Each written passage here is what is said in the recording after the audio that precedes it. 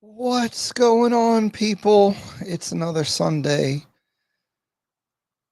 This is the last Sunday I'm in the US until next Sunday. I'm going to be in Nairobi. Super excited about that. Can't wait. We have an interesting show today. Be streaming for probably 2 or 3 hours. I have a hard stop later. I want to talk about the downsides, the risks, and these conversations about oversaturation that we've been having about the Kenya real estate market. I know it's a concern. I know a lot of popular YouTubers are talking about it on the US side. A lot of Black American YouTubers talking about don't buy apartments and all that kind of stuff. So we're kind of diving in and investigating that conversation today. As always, this is a two-way conversation with you guys. I always appreciate the comments. You do need to be a subscriber to comment, so make sure you subscribe. We're going to have fun as we always do. Maybe we go off on a tangent. I got some people coming later, so they might join the show. Maybe we'll have some call-ins. I don't know. I'm going to drop the link later once I get kind of the beginning of the show going. So if you're interested in chatting, we could do a consultation right here. That'll help a lot of people. If you've ever been thinking about purchasing, I'll share basically the things I say, consultations, and I'll be able to share my best knowledge and experience so far with buying off-plan properties in Nairobi. I have some updates on one of my properties and what's been going on since I took occupancy in February and how that has been going so far. But first, I do want to acknowledge and just, I don't know what to say about these things really, but hearts and prayers to the people that were injured or lost their lives in the protest on June 25th. A lot of people, and I saw that the mask vendor, Boniface Mwangi, passed away today, or was announced brain dead. So I just wanted to, send some condolences for whatever that may be worth from where I'm sitting. Um, you know, I have seen criticism that we don't know what's going on in Kenya as Americans, or at least the content Americans, right? But I'm definitely paying a lot of attention. I read a lot of the finance bill from 2024. I pay attention to everything. I'm following all the news. The thing is, as foreigners, we are guests. So I have a visa to Kenya that gives me the right to go there, authorized by the government. So, we have to be strategic and respectful about talking about anything on the political side of things. So I try to stay away from those conversations as much as possible. But yeah, so I mean, it's funny because in the US, right, we got people are protesting, like people on green cards and visas in the US are protesting and joining all these, um, you know, riots, protests, whatever, and then they want to cry when they're getting kicked out. But your visa is bestowed upon you, or the authorization is given by the government. So if you make it trouble, they're going to kick you out. Same thing with Americans going to Kenya. So we are guests. We have to be respectful, and I'm sure many of us have thoughts and opinions about things that are happening, but we're guests, and we can't be, um, you know, too outspoken about that stuff. I think so I just want to let people know that we do pay attention. We're not just staying in Westlands and not caring about what's going on in the country. So I just wanted to point that out. B said first. Dang, he was here early. What's going on? How's everybody doing today? Oh, okay. How's everybody doing? It's a little quiet today. Interesting. Well, I'm going to put this on the record because there's so much positive content. And I know that I'm real excited about the real estate market in Kenya, but I'm going to put on my debate hat and my objective hat and share some of the concerns, downsides, risks. And let's start with the main point today is Nairobi real estate oversaturated, because I've seen other people talk about these buildings are empty. They are, who's buying them? Locals can't afford them. See, Griffin, what's going on? Oh my goodness. I didn't even bring the soundboard up. That's crazy. Also, before I get into it, I guess I'm having extreme FOMO right now because Kai is out there at that Austin Holloman party at one of my favorite spots. And he's sending me videos. And he's sending me, and then I was watching a live out there. I'm like, oh man, I've never had my mind somewhere else in a whole nother country for so long. It's tough to deal with. You know, while I'm traveling, because I'm going to be traveling Saturday and Sunday. So we'll see if we do some lives or something like that. Because I never really I talked about why I am moving to Kenya on the live, but I never made a video about it. So I'm working on that. When will you bring Kai on live? I think he's having too much of a good time, because I was like, yo, you can come on. And I think they're having too much of a good time to come on today. But I plan on continuing the lives even when I'm in Nairobi. I'll probably try to do more stuff, although, guys, I'd be trying to have a nice time, and setting up cameras and being interesting is a little challenging. Freedom, Mambo, Poa, what's going on? I feel like we were talking earlier today. Anyway, definitely ask your questions, engage. We'll talk about whatever we happen to be wanting to talk about. But really, today I wanted to talk about this idea that everything's oversaturated. And I'll start with what's going on with my property that I got in Lavington.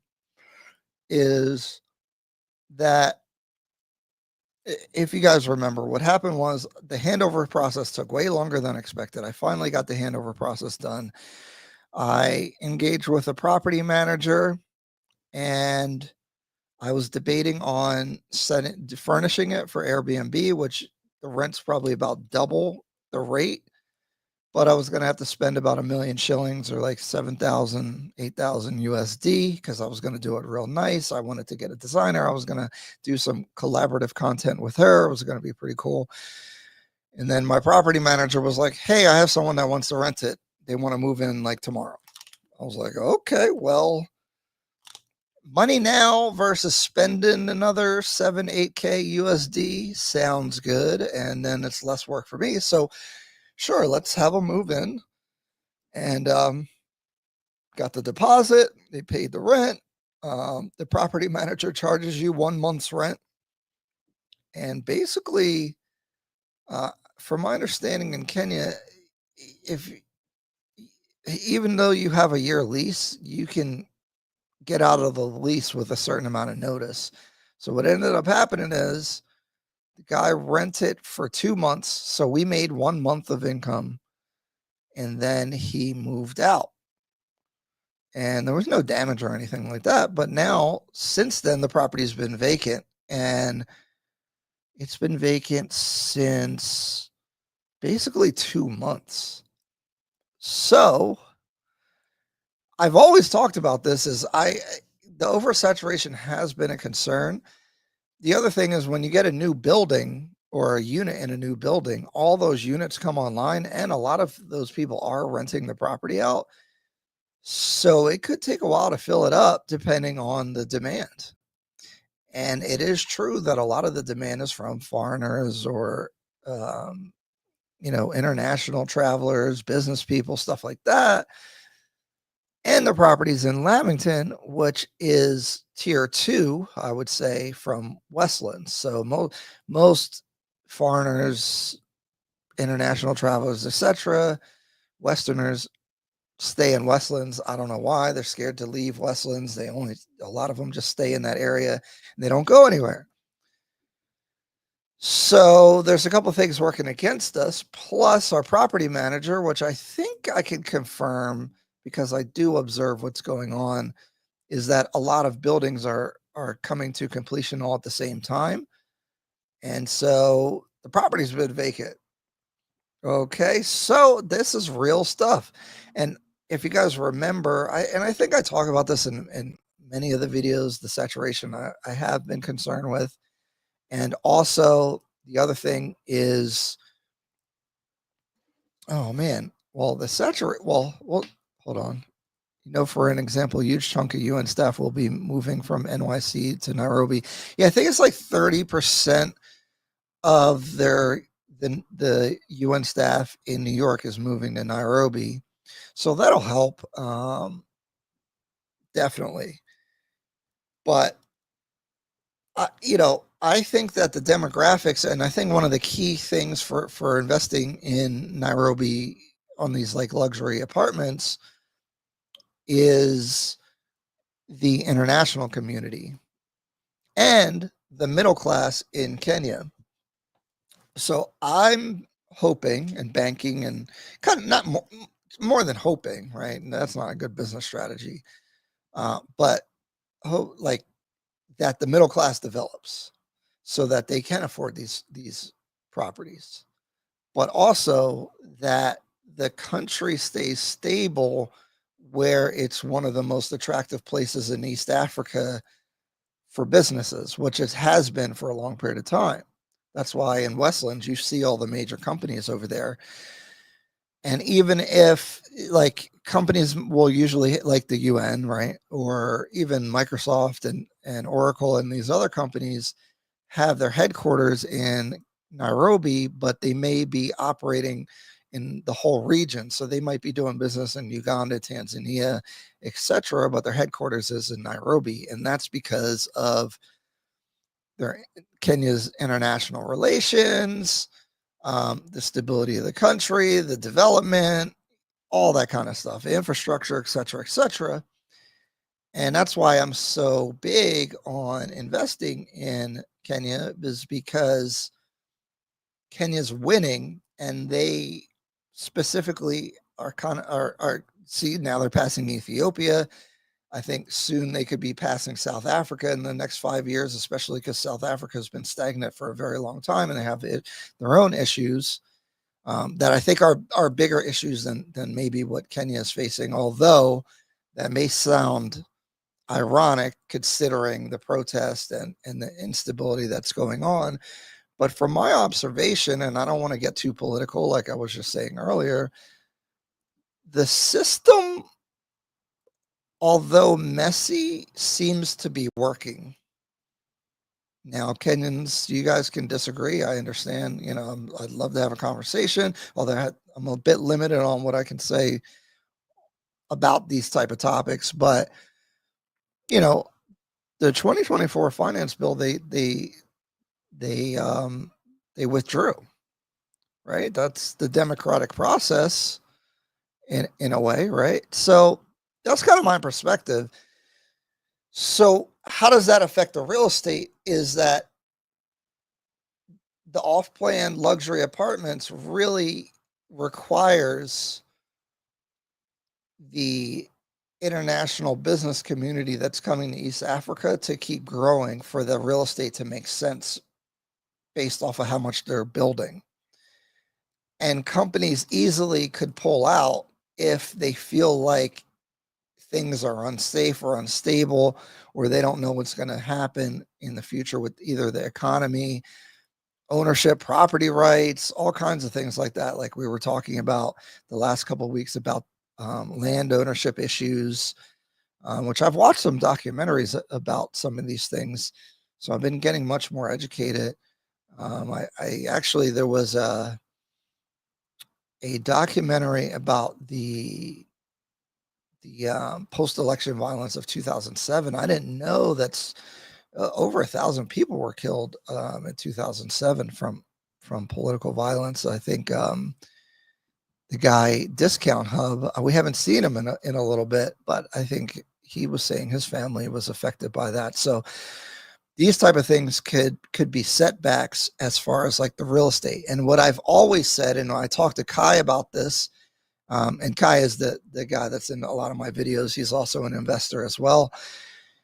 Is probably the biggest risk is the political risk, because if you have all these luxury apartments that generally the average Kenyan cannot afford, you're basically reliant on travelers, tourists, and international business travelers, or people working at the UN and these other corporations that are basically in the top 5% of income earners in the country. And if you have all this new inventory coming in, and then you have a decline of supply of people who can even afford to rent these places, it could be bad for your investment.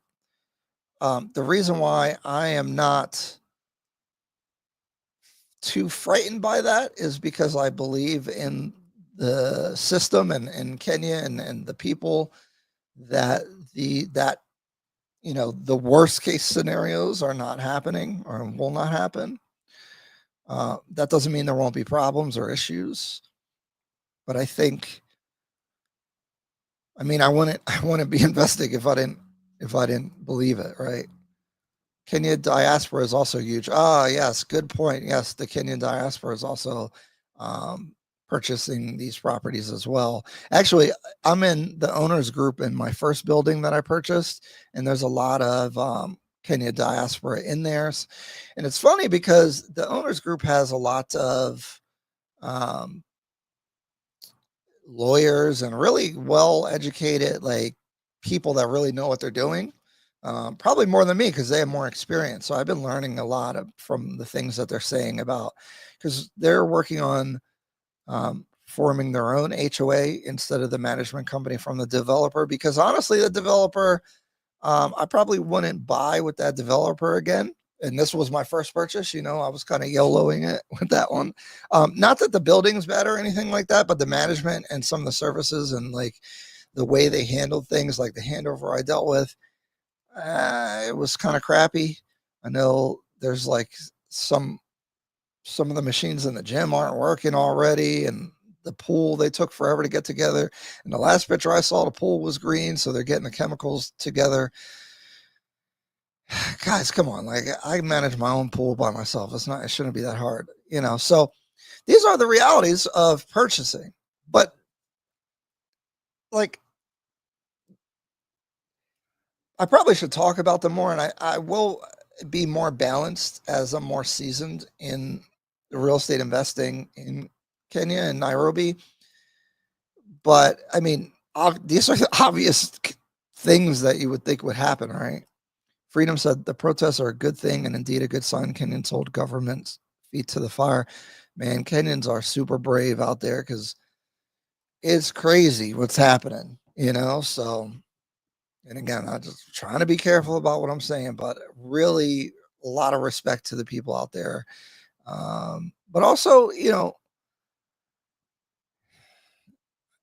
like, the government's response could be way worse. So it's, I don't know. I don't want to get too much into it. I just like that the system's working, but I agree with what you're saying here. Now, home. Will you consider furnishing your apartment, assuming furnished apartments don't stay long vacant in the market? So in many of my videos, I talk about this, and many people ask, what's the return on investment? What is, how much can you make? And I kind of, and even in consultations, I'm like, I cannot vouch for what the return would be, which is crazy if you're investing. You can do it in theory, but as a real estate investor, the numbers on paper, what people do is they overly rely on the stability of a market, even in the US, right? Because if you have a vacancy, and then you have an eviction or your repairs, people don't properly account for vacancy is not that bad, but repairs and maintenance are the ones in the US that they don't take into account.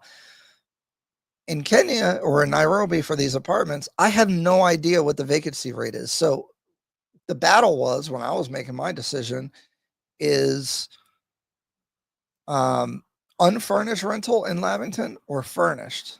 So I'd have to spend another $1 million, but we'd probably double what we'd ask for in the rent per month or week or day, however we want to do however you want to price it, right?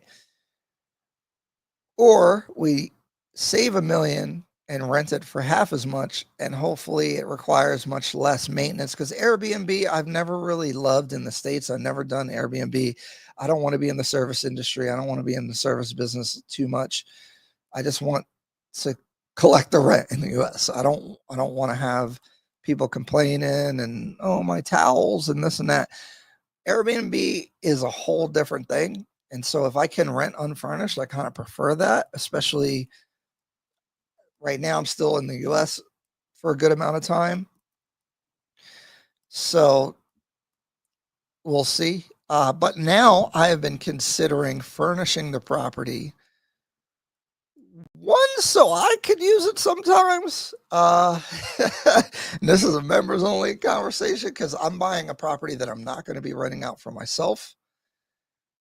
And maybe as someone that could be dating, don't want somebody coming to my spot, so I could have the other spot, and I can rent it out to myself when it's not being used.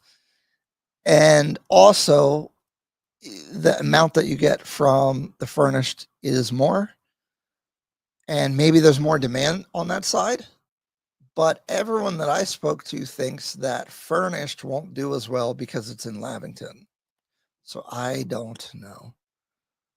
Yeah, Nerd Novatech, I think the market needs more furnished. Well, why don't we go on Airbnb and see? Because I usually see a lot of properties available. So it seems like a lot of competition.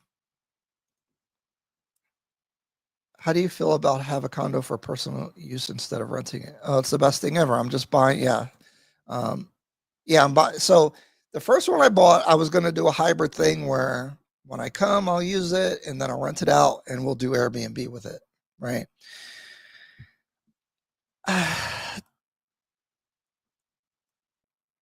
Because I've made a decision to go all in with Kenya, and basically I'm moving. But I have a business here. I have all kinds of things here. It's taking me a little bit more time. But I like the idea of leaving my stuff there so I can just have a carry-on and hop on a plane, and it's way cheaper. Well, not just because of the baggage, it's just cheaper and easier, I should say, to travel, and it'll feel more like home. And I don't love renting out a space that I'm going to use personally, because now I'm going to be personally annoyed because people are going to mess up your stuff. Like, just like I'm keeping my house in the US, I'm not renting out my house in the US. So when I come back and forth, because I don't want people in there, because I see a new scratch on something, even normal wear and tear, I'm going to hate it. That may be a privilege of how my finances are set up, but that's just how I'm thinking about it. But for personal use, oh man, I mean, you're getting a lot of value, because when I stay at an Airbnb, I'm paying Airbnb prices. I'm paying about $1,000 a month to stay at an Airbnb. Plus, I'm paying the mortgage on my house when I'm traveling. Now, basically, I'm paying for two properties at the same time. That sucks. Owning the condo outright allows, I'm paying the same amount regardless of where I'm at. Paul Gattal, I previously handed over my apartment in Westlands to the house manager for Airbnb and rent. I received $1,000 per month regardless of whether it was occupied or not. Oh, so you're subleasing it. Interesting. right? I guess that's how I would consider that. So now they take on the vacancy risk. Oh, I don't know. I mean, yeah, that's cool. 1K per month is good though. So I feel you. What did you pay for the property? Because now we can come up with a real ROI on that, right? But okay, so what happens if something's damaged? Do they fix it or do you fix it? Who pays for that? I'm like I'm weird with that. Like, I'm a control person. Like, I don't, like, if I do Airbnb in Lavington, on my Lavington property, I feel like I'm going to set up a system to manage it. When I say myself, I'll have like people to do what I need them to do. But that's a good format to get stable income, right? Sublease it to somebody, they can do the Airbnb and take all the risk, and you're guaranteed the 1K. What happens if they don't pay? You know? Like, I know what happens in the States. It'll take forever to get rid of them. So that's what I'm thinking. Let's see. Okay. You'll find subleasing deals in most of the apartments. Yeah, I think that guy Sham Goes Global. He has a YouTube channel. I think that's what he's doing. Because he says he has an Airbnb, but I don't think he purchased it. I'm a big, and maybe I'm old school, but I like owning the stuff. I'd rather be in the owner position than, because basically if you're subleasing, you are just in the service side of it, like marketing the property, getting it rented out, providing good customer service, and doing all that. Do you think someone has to actually live in Nairobi to fully understand the real estate demands there? No, real estate isn't really that complicated. The thing that I find is challenging is the lack of data. Like, you could be in Kenya and know everything about a US market almost from being online. Kenya, you got to kind of feel it out. You got to, there's not data like that, right? Like, I could see what everything sold for going years back in the US, where whatever market I want to look at. You can't do that in Kenya, so it's hard to figure out the pricing. There's all kinds of tools and things to figure out what people are renting for. So I think it's a lot different. So I do think being there helps more. But once you start having here's my thing. I want to see what happens with my property. Although, if your property's not renting, is it because of marketing or is it because of the market dynamics? So I don't know how much the property manager markets the property, again, because there's no like system. So it's very dependent on him specifically finding someone to rent the property. Is he working on it? What's he doing? I don't know. Especially because he already got his leasing fee on the first tenant. He doesn't get a leasing fee when he leases it again. So is he motivated to find somebody? And again, I'm a control person. So when I come, I'm going to get to work and figure out what's going on. Because right now, I kind of just, let me know when you get somebody kind of thing. And I'll check in. I'll be like, hey, what's going on? It hasn't been rented. What are you doing? But I'm not like really pressing the issue. Do you recommend hiring a lawyer to buying an apartment as a foreigner? I don't use a lawyer for off plan, but I would recommend it for people that aren't experienced in real estate or real estate contracts. And it depends what country you're from as well, because I don't know, like, if you've bought houses in the US a couple times, you probably can understand the process pretty well. because it's not that different. Can a lawyer help protect you in certain scenarios? Sure. But now so you pay for the developer's attorney already to do the deed and stuff. And then you're going to pay your own attorney, might be 1 or 2% of your purchase price. You're just adding costs. And you're adding costs for pieces of paper and a bunch of emails and stuff. So I don't like attorneys. Okay. Just in general, I don't like them. But as a foreigner, I recommend using a real estate agent, because the real estate agent is going to negotiate on your behalf. Real estate agent can check on the property. They will, if they're good, they're going to make sure you're good. You know what I mean? So that's the way that I like to go so far, and that's the way that I've done it. Kai would totally disagree with me. He loves attorneys and he loves going back and forth. But I feel like once you, like, for example, like when it comes time to pay deposits and things like that, they don't press me about it, about the dates, because one of my deposits is due for one of the projects. I want to be in Kenya when I wire the money, just because wiring the money always makes me, I don't like how it feels when you wire money. So I want to be there. So they haven't bothered me, but I know they've bothered other people about, hey, you got to pay the deposit, it's due. But I think they do that because you have an attorney that keeps like engaging with them. So if you're going to hold them to the contract, then they're going to hold you to the contract. And I always tell people contracts are pieces of paper. Okay. So if you have a disagreement, then what? Now you gotta sue them or whatever. Not a big fan of attorneys. Novatech, true, data is key, but I still feel like being on the ground gives you better context, like knowing which areas are heating up or what buyers really want. Some things don't show up in reports. Yeah, for sure. And getting a sense of neighborhoods, like being in an area, you could see what type of people are there, especially if you're, over the years.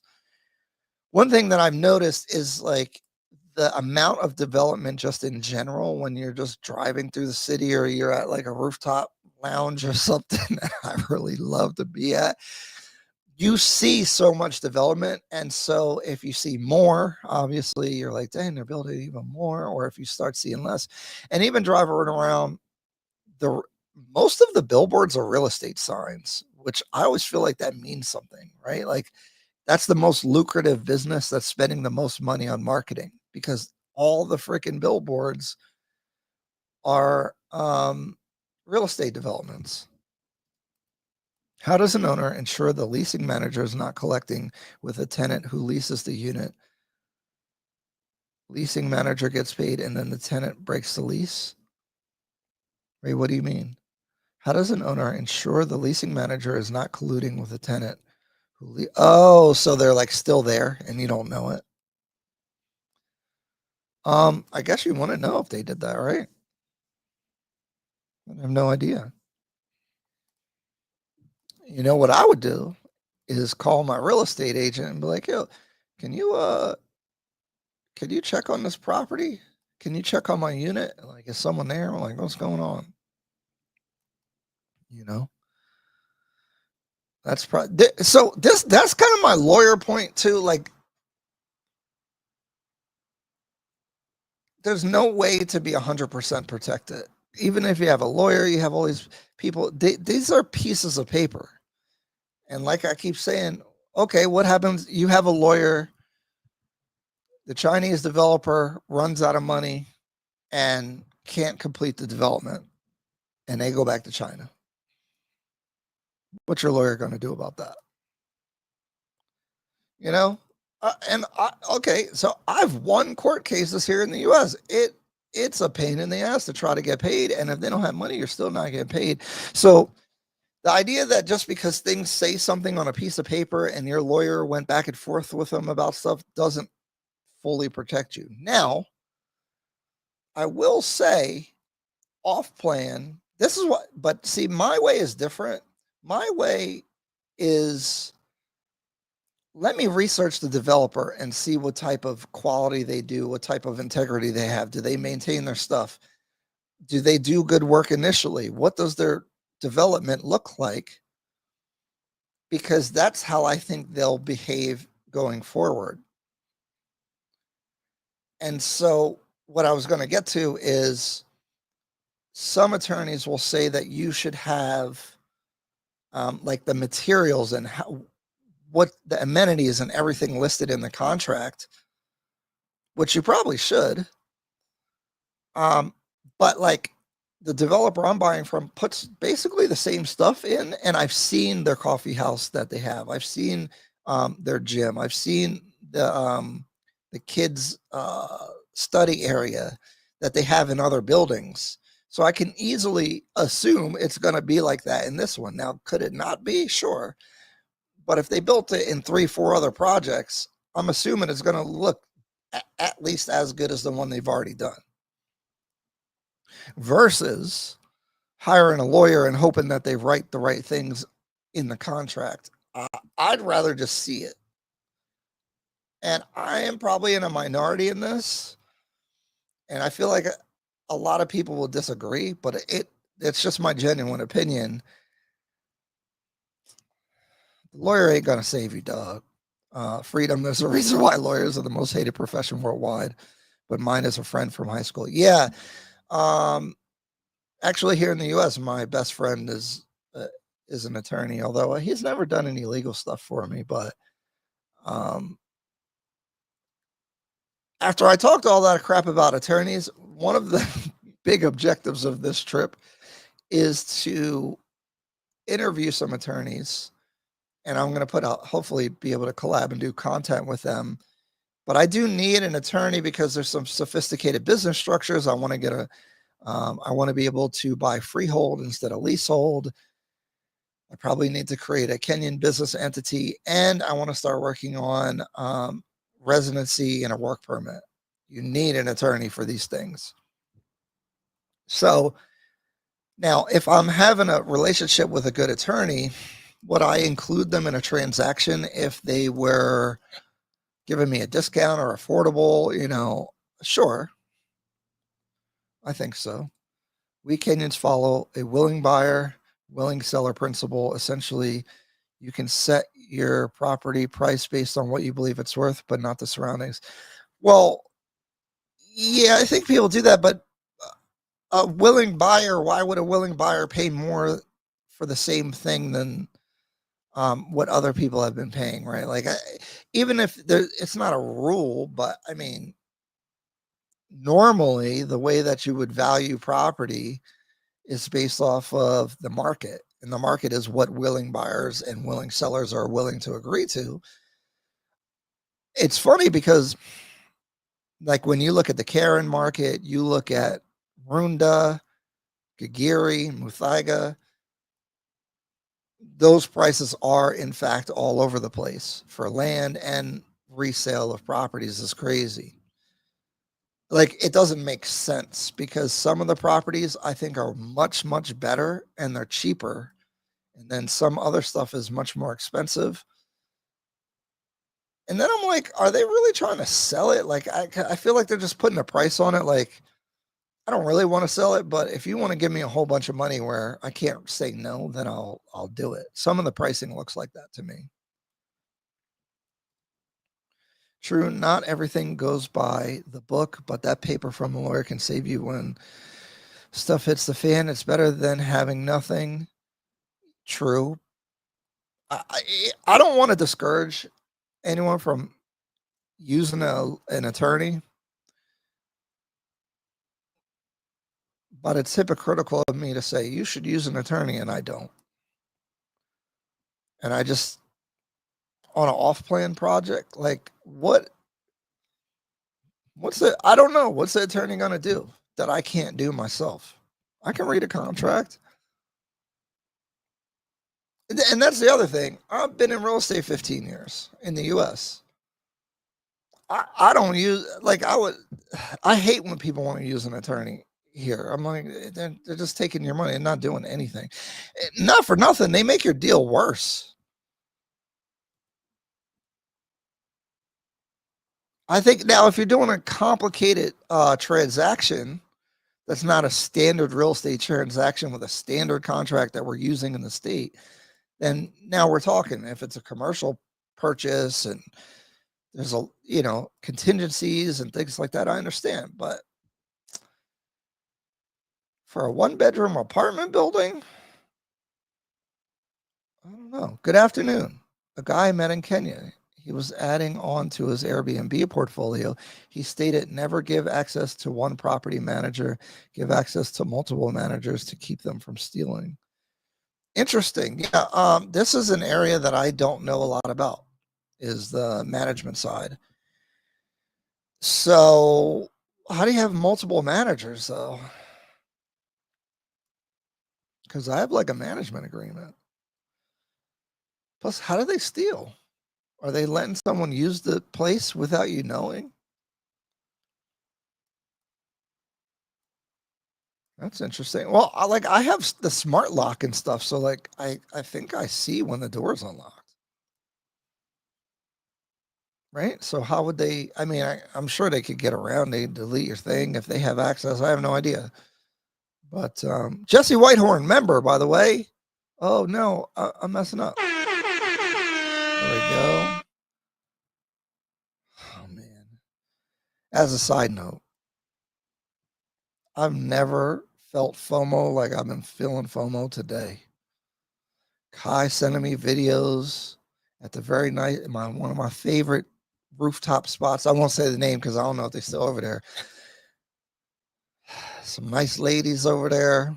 They got I was hearing the band was playing. He FaceTimed me. They're all saying hi. I'm like, I'm at the gym. At least I was at the gym. That's not bad, but it's a nice place to be. Jesse Griffin, can you explain a bit? I'm curious. Oh, yeah, Jesse, what do you mean? People can how do they steal, and how do you have multiple agreements? I'm gonna drop the link for anybody that wants to come up. Just click the link if you want to join the conversation. We're just hanging out. I don't have any reactions today. I know the reactions are fun, but I didn't have anything. It's funny. I see other people talking about some of these themes I've been talking about, which is interesting. I guess we'll talk about. Can you share some of these videos from I can't do that. That's private. I can't be doing that. I can't do that. Is it risky to buy real estate in Kenya? I mean, I feel like we've just been talking about that though, but is it okay? Is it more risky than buying in the United States? Is a better question. I don't know what my answer to that is. One thing I'm thinking is because you're not using debt, it's inherently less risky. But we got to compare apples to apples. So it'd be like a new construction. If you bought new construction from like a unknown developer in the US or an unknown builder, that seems risky. Just like it would be to buy an off plan from an unknown developer in Nairobi. My answer is I don't think it's much more risk, to be honest. Makes sense, bro. Not every deal needs heavy paperwork, but even for a 1 BHK, a lawyer can catch the 1 BHK. What? You miss, especially now that scams are getting smarter. Yeah, but these developers are not scamming. Or I'm not saying every developer is not scamming, but this is the thing. I'm doing a lot of research now. I didn't on my first property for sure. But with my new stuff, I'm doing a lot of research before of the developer. I'm doing a lot of due diligence before I'm purchasing anything. And now I know how the game goes to some degree. I'm not just it's not like I'm just taking what they're saying, you know? And I could read a contract too. Like it's not some special language that only a lawyer can understand. So will I suggest that they put the amenities into the contract? Sure. But then you get into the weeds on like the type of materials they're using. And then the layout. Is the layout an addendum in there? You know, like there's things you could do though. I mean, I do agree with that. So riskiness. I think my biggest question and the one that prevents me from being able to really talk to investors about Kenya real estate is I can't tell you what the return on investment is because we don't know the vacancy, repair, and maintenance costs. Do you and Kai offer like a developer tour? I plan to hit you up anyway to book a real estate call, but would love to do a developer tour before I purchase. Yeah, so I'll hook you up with Dennis basically, and he'll take you everywhere that you want to go. We are working on. I shouldn't give this idea because someone's going to steal it, but I'll tell you that we want to do a real estate tour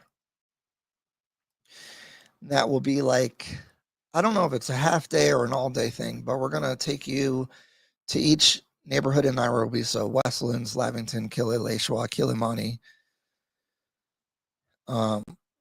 probably up Riverside Drive, and show you what type of properties are in each market, but also like give you a rundown of each area and what they're known for, the landmarks, the demographics a little bit, although the statistics are a little hard, but we'll try to give you the best overview. And then what we want to do is have a lunch or a dinner where everybody can kind of network, but also have like a Q&A with a real estate attorney, an accountant, and a real estate agent, and have a Q&A with everybody. So you're understanding, you're getting an overview of everything that you need to know. You're getting acclimated to the market. You're seeing some properties, seeing what they look like. It's not to sell you a property though. It is just to show you the type of things that are out there that's in the market. And then help you with like at least be able to ask a couple tax questions, legal questions, and I feel like that should get people off and running into if they want to buy for themselves, if they're investing, whatever. And you get to network with other like-minded people. That's the concept. I'm not a good micromanaged logistics person, so I have a vision for it, but the execution, I want it to be dope where we're picking you up. It's like a concierge. Everybody, it's a comfortable environment. We have the itinerary all set up very well. Those things I'm a little weak on. So I don't want to execute on that unless it makes sense. So that's another mission that I'll be on. And I like to do business in person. Like I could be Zooming, doing meetings with people online or phone calls. I like to look people in the eyes, especially in Kenya, and get their vibe and see can they deliver on what we're trying to do. So that's where I'm coming from. But to answer your question, PC, yeah, hit me up if you want to do the consultation or whatever, and then I'll make sure that like that's the thing. Kai hit me up. I went to CJ's with Kai. I was kind of I don't be trying to meet with all the Americans, but it just was super cool. I'm glad I did. we're very like-minded, great vibe, had a great time. We're on the same energy. And he was working with some agents that I know. And I was like, yo, I'll tag along.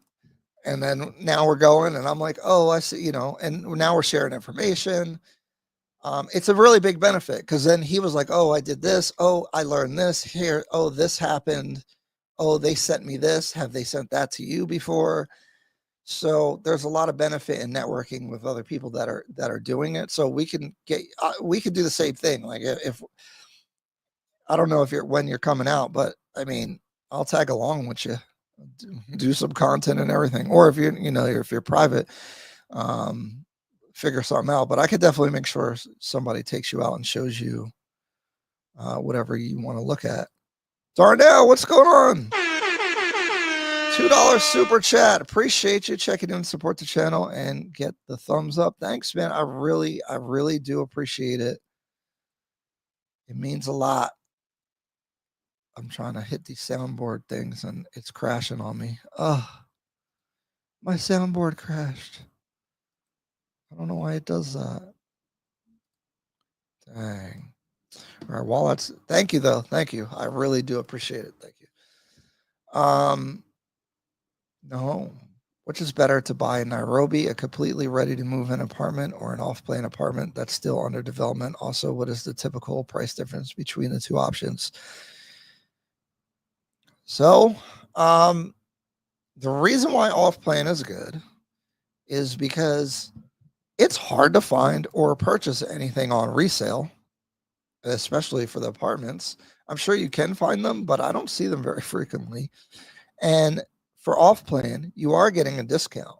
And the earlier that you're in the agreement, usually the cheaper. So every year, it seems like the price goes up a little bit.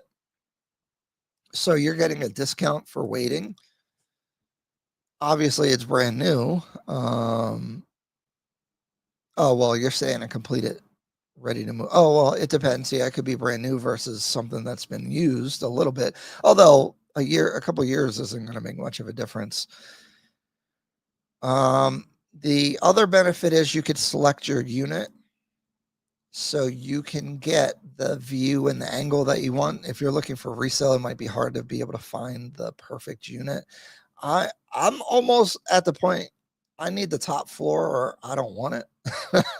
So I like to get in these projects right away, because if you look at Airbnbs, I think there might be a couple available in a unit, but if I could get the top floor with the nice view, that one might pay more or cost more than a worse view.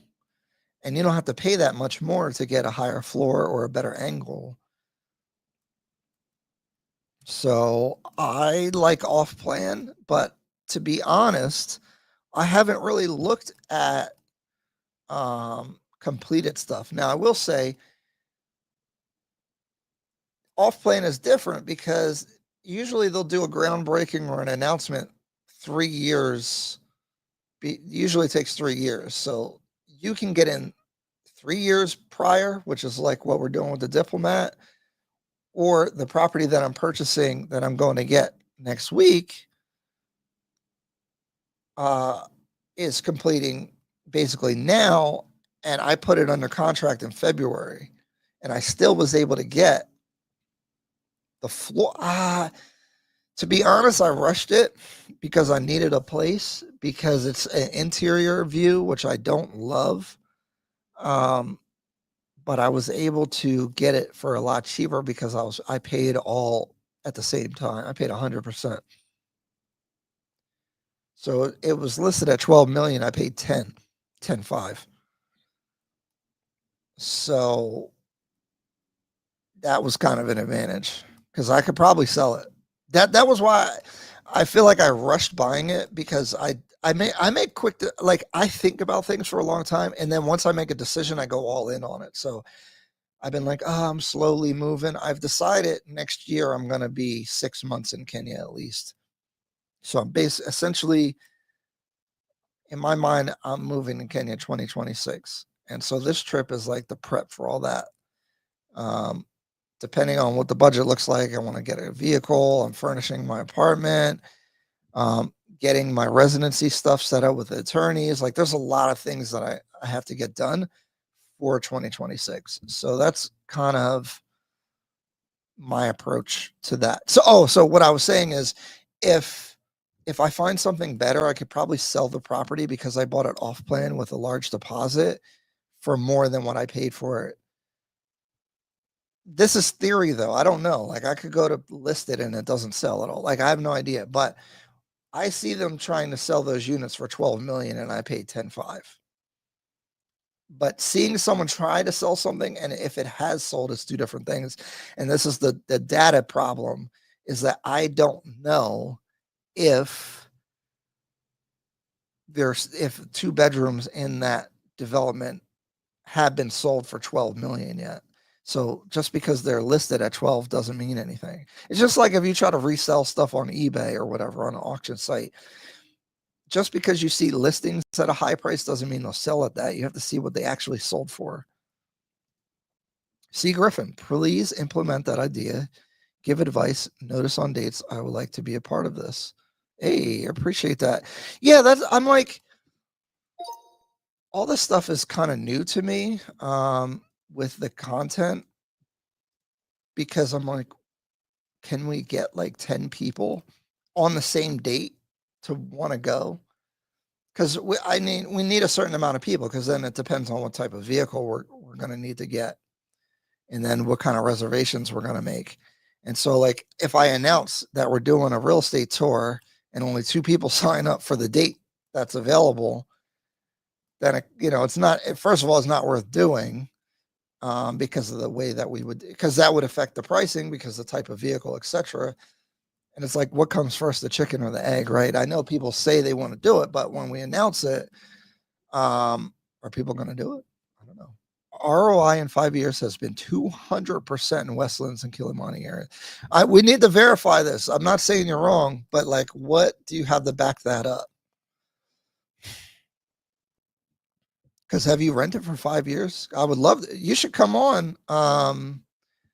If you've had property for 5 years, I'd love to hear your experience and how it's been going and things to look out for. Because I'm in my first 6 months or so.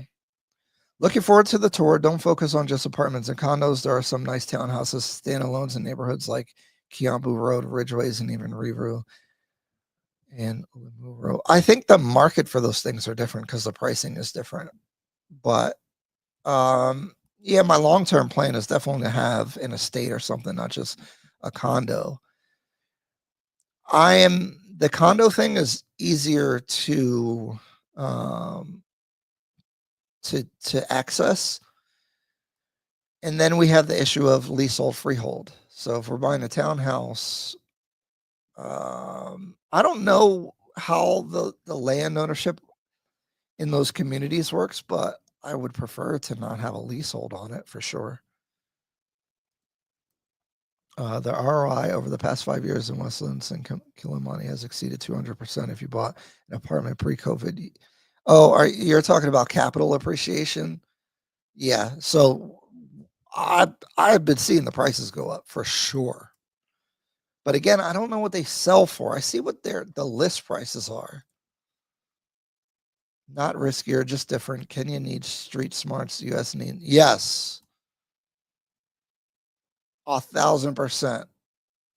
So I haven't put this out there because I'm still kind of updating it, but I do have a guide about buying off plan from my perspective. And that was like the biggest thing that I kept emphasizing, is like, use common freaking sense when you're doing stuff, because there's no system that's going to protect you. You have to protect you. Freedom, are you from Kenya? Okay, cool. Yeah. Oh, 1 BHK stands for bedroom. Is that a Swahili word? Why it's spelled like that? Oh boy. New tax bill impact foreign real estate in Nairobi. I don't know. You're making impulse purchases, Ryan. Be patient. The real estate isn't about to run out. Well, kind of what I think is that, okay, well, buying the place for me saves me money versus keep getting Airbnbs. And I think I could just sell it and make a couple dollars and then transition to a property that I want. I like watching Realty Boris and Mansa Plus on YouTube. They do a great job showing the current high-end properties in Nairobi. It's got me interested, and I'm looking to invest. The prices are high. Yeah, there's some townhouses in Lavington, which look really sweet, but they are 50 million. Is that the price? I might be misquoting them, but they do look nice. Last time while in Kenya in 22 was disappointed they didn't have car rental services similar to Hertz Avis. I like being independent.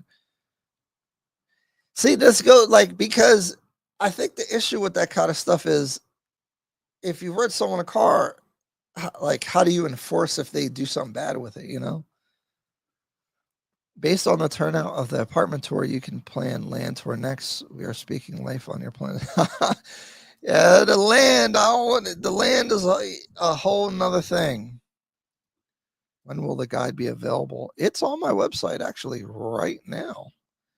I will be amending it, so anyone that buys or purchases it, when I update it, because obviously like more information is going to come in, and I'm going to update it and I'll send it to anyone who's previously purchased it. So it's on the website ryan-fagan.com.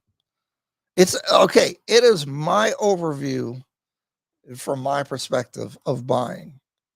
This is going to acclimate you to some of the questions to ask, things to look out for, my perspective on different neighborhoods, and the process. I do like Realty Boris. He does a really good job. He has a good setup. I'm really loyal to my people. So it's weird for me. I got to figure that out.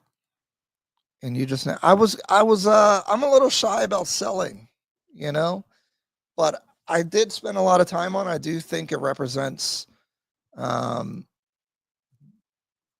thoughts on buying.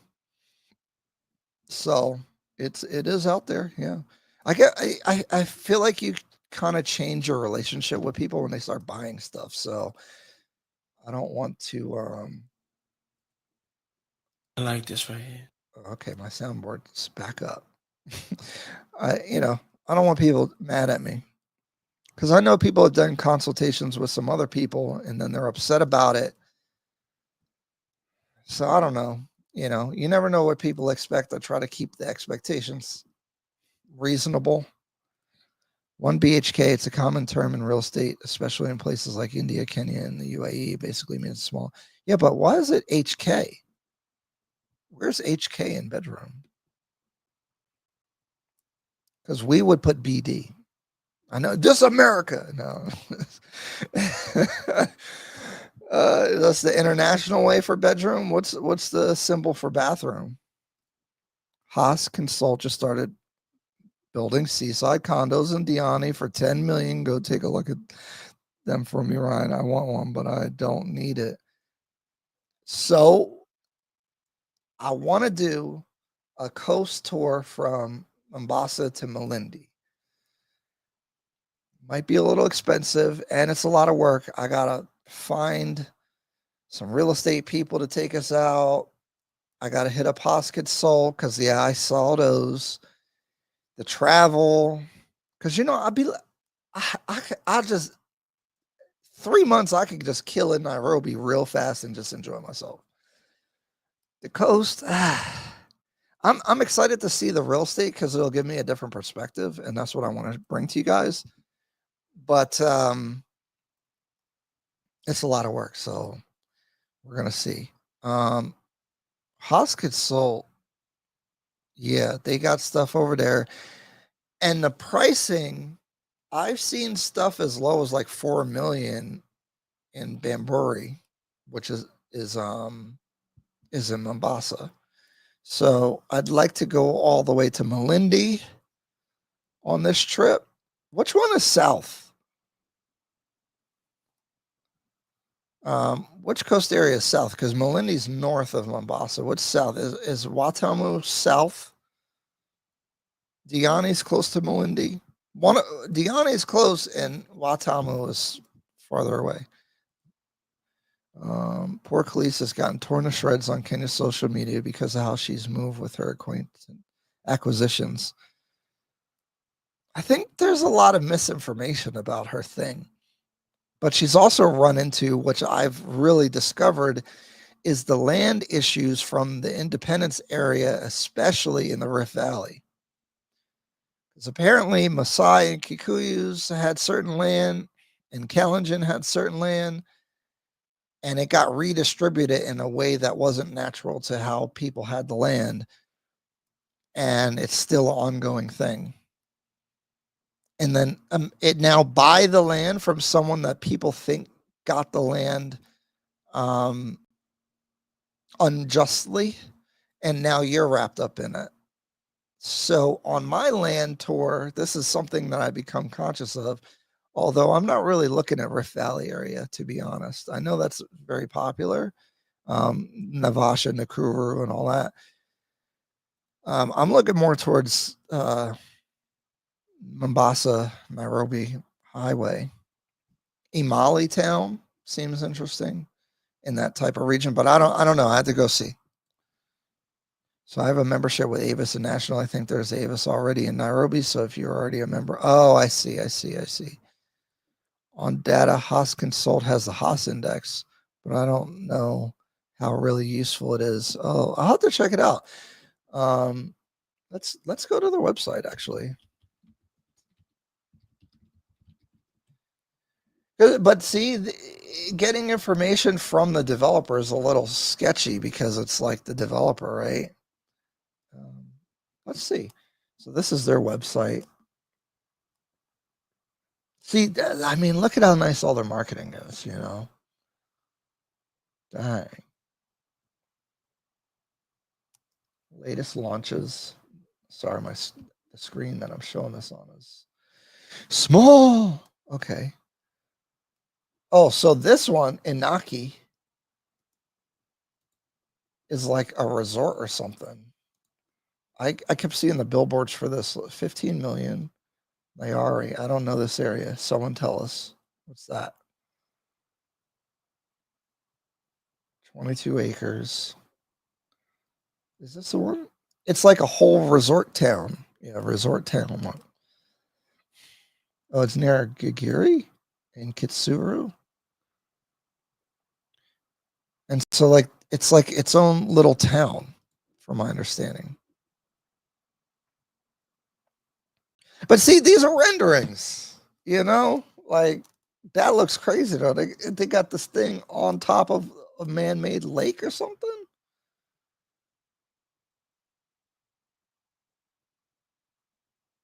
Steps from bustling town square, 1 and 2 bedrooms, convenience store, business hub, screening room, dance studio, sports lounge, gymnasium, fitness pool.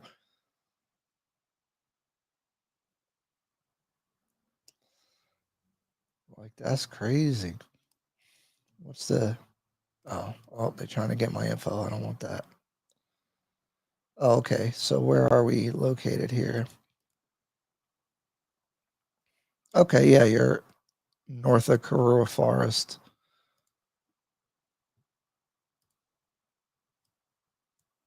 There is a really nice hotel restaurant in this area called Upepo. Oh, best dining experience I ever had in my whole life. Interesting. Okay, let's look at their coast property.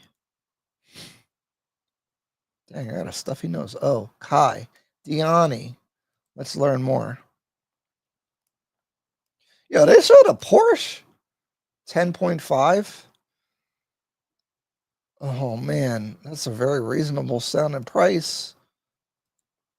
I can't click nothing. Oh, they don't have any info other than this video.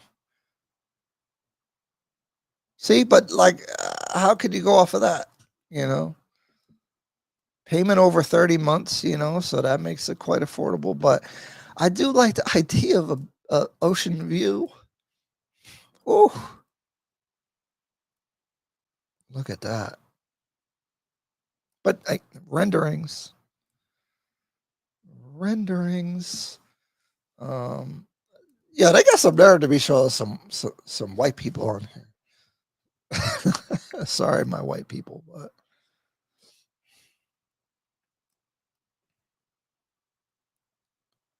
okay. What else they got going on? Oh, Lavington. This is the Lavington. 86 million townhouses in Lavington. This one's in Kilimani. I stayed right next to it. This is more standard what we're looking at. But this has a store downstairs. I gotta blow my nose. Oh my goodness. Kenya's coast is slow. Yeah. Hmm. I see your comment. Aura. This is Paponi Road. They tell you in U.S. dollars for this price. Spring Oaks, 577. Cocoa. Brookside. I don't know Brookside like that. I'm looking for Enrogue. Runda sold out. Like, see, things are selling out. Like, people are buying this stuff now. Are they using them? I don't know. Invoke Niali. That's Mombasa. 8.5. Look at that. But see, Mombasa don't got nothing going on like that.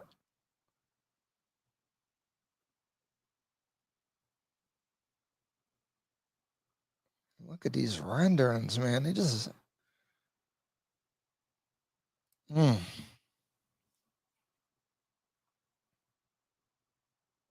Do we want to do a virtual tour? What do we want to do here?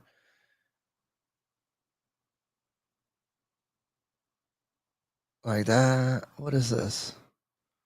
They got a little bar outside. A whole. Is this the rooftop? Oh my goodness. Okay, where is it in the alley here? Oh, yeah. I don't know Mombasa that well. Oh, it's real far north. Is that better? I don't know Mombasa good enough. Where's Jumeirah? All right, let me get back in the chat real quick. All right. I think it's so sad because Arabs and Europeans have so much land in Kenya and treat Kenyans so poorly, especially when Kenyans go to Saudi. Yeah, I don't I ain't trying to do this whole thing again. I do suspect, I'm sorry guys, Kenyans do have this like white is right thing where like they will let white people do certain things, but because an African American looks more like them, there's more scrutiny. That's what I'm landing on. And we're not quiet about it versus the Arabs and I guess the Europeans. Although the Europeans come and do poverty tours all the time on YouTube and they be loving it. They're like, I'm in the biggest slum in Africa. And the Kenyans are like, yeah, thanks for coming to our country. I'm like, yo, what? Meanwhile, we're trying to show real estate. We're trying to farm. We're trying to do like development and stuff. And people are like, oh, why are you doing that? I do. I see it online. So I don't, anything I see online is like kind of whatever. But I can't help. And I know that Kenyans think that Black Americans are race obsessed, but what's the difference? B for bedroom, H for hall, K for kitchen. Yeah, we don't do that. They said Khalees's land is next to a European who grow flowers and make millions. Watamu is close to Moendi. Diani is south. Okay. So I'll be going from Mombasa, Watamu, Malindi. I probably won't hit Diani on this one. That's my guys. I haven't plotted it out at all, so I have no idea. Yo, why is Riverside Drive so popular? Because the traffic there is crazy. Like, okay, this one, the location of this spot is amazing. Like, I'm gonna go look at it, and I might feel bad about some of my decisions because this development, I'm really feeling it. Oh no, did it take a? Okay, yeah.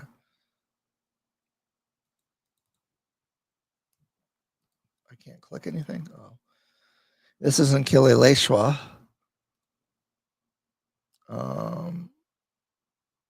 This is Ola Tok Tok Road, actually. Did I say it right? Did I say it good? How's my accent?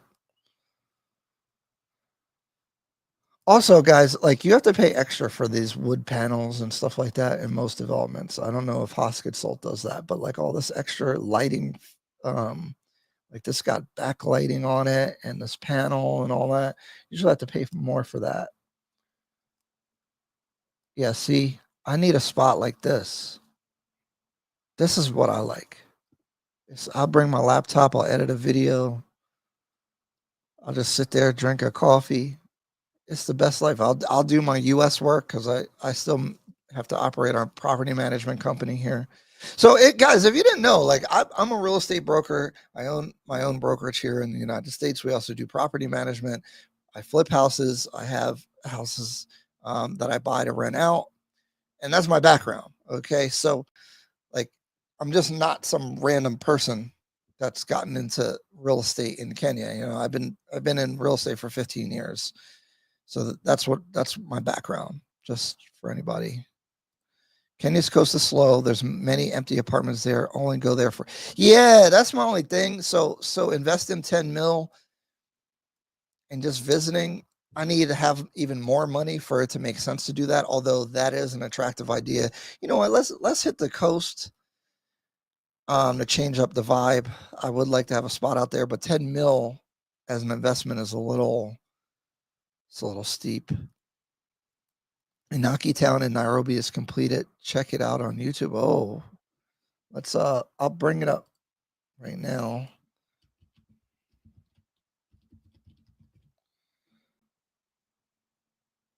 Oh, it's done. Look at that. Which one do we want to watch? I kind of want to watch this guy. Hey guys, welcome back to David RT. Why has he got music? I got to talk over the music. Follow me. Don't get music. Is this video good?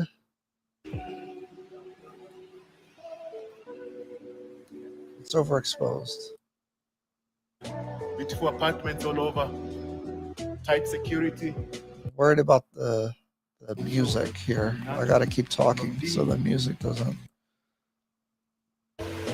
Does this look like the rendering to you guys?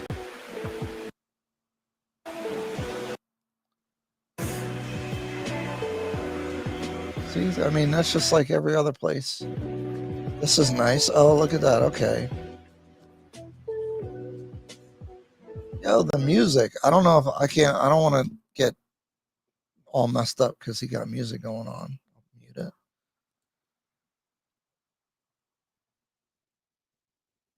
Yeah, see, like you got wires coming out the wall and stuff. This is the theater. Is it not ready yet?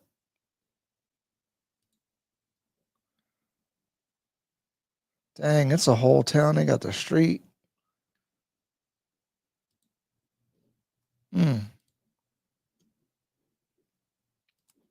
Hoskett Salt, I haven't seen any of the stuff. They don't work with agents, so I had to deal with them directly. But I'm gonna go look at Enrogue for sure.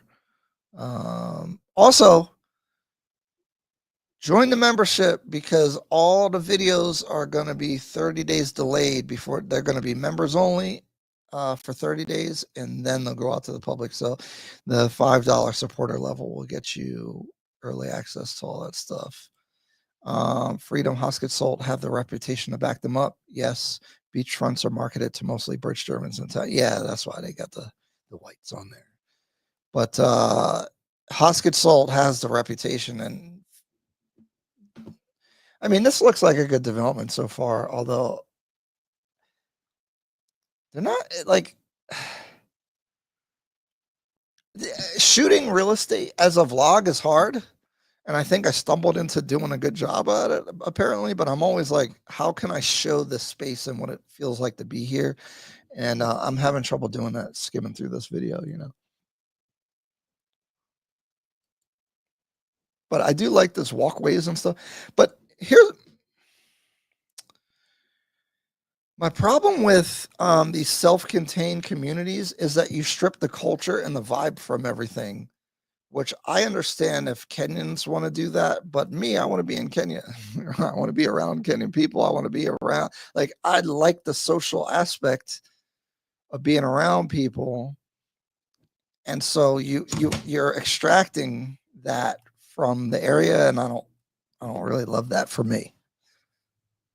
So that's the same Tattoo City concept.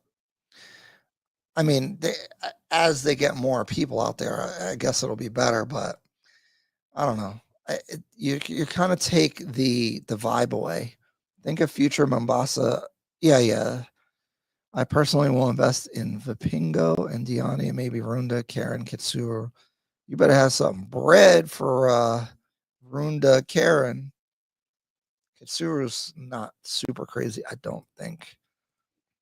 Tina, I love that you said that. What did I say? Do not skip Diani or Watamu on your tour. Better to give Mombasa City proper a miss. Yeah. Everybody, so it's funny. My first time in Kenya, I was like, I definitely have to go to Mombasa or the coast, really, right? And everyone's like, anyone I hung out with was like, I don't really think you're gonna like Mombasa like that. And I'm like, nah, I got to go to Mombasa first. There's history. It's all, you know, and it's a city. There's probably more stuff. The only thing I liked, I liked, I went to like, there's a, dang, I can't think of the name of the place, but a coffee shop in the mall, I think was nice. But I mean, you could do that anywhere really. And then Jumeirah is nice. It's like a resort / hotel. We stayed there like all day. They got the pool. They have a private beach access. That was nice. And they have food and all that, of course. And then I went to a really nice restaurant on the coast. And the food is good, but yeah, 2-3 days is all you need in Mombasa. So I do need to check out. I guess I'll do Watamu. It won't make sense to go south to Diani, then back north through Mombasa. You know, like, and what's the best way to travel on the coast? Was the other thing. That's why I want to get a truck, because if I got a truck, I'll drive, and we'll drive the coast. I'll feel safer because driving on the highways, Kenyans, y'all drive like you don't care about your lives. For real. You said Ola Tok Tok just right. It's Maasai language. Hey, I like it en route too. It's a bit pricey. Hosket Soul is more, but I think you get the quality. But location for me stands out the most, and I just particularly like that location a lot. It's elevator music. Yeah, but you got to watch out for the licensing. So I want to make sure he's licensed on YouTube for the music, because then my whole 4-hour thing gets demonetized and you get a copyright issue. From your experience in Kenya, which developments have actually lived up to the renderings? Would you say it's common or rare? I think the nature of renderings, nothing ever matches the rendering. I think the rendering for the amenities is really bad, especially for the gyms, because they look more futuristic, and then it's like basic treadmills and equipment in there a lot of times. The pools and everything looks better in a render. Basically, I've never seen it look better, and I've stayed at a bunch of Airbnbs now, and I can imagine that the renders for those were dope. Like, well, is it Astoria? Is it Astoria, the one I stayed at? I'm sure the renderings there were dope because it does have a cool pool in the middle, but actually, this is a funny thing. This is something that you would never think about when you're buying something off plan, okay? The pool there, this had two blocks, two towers, okay? And the facing of the buildings or the way that the buildings were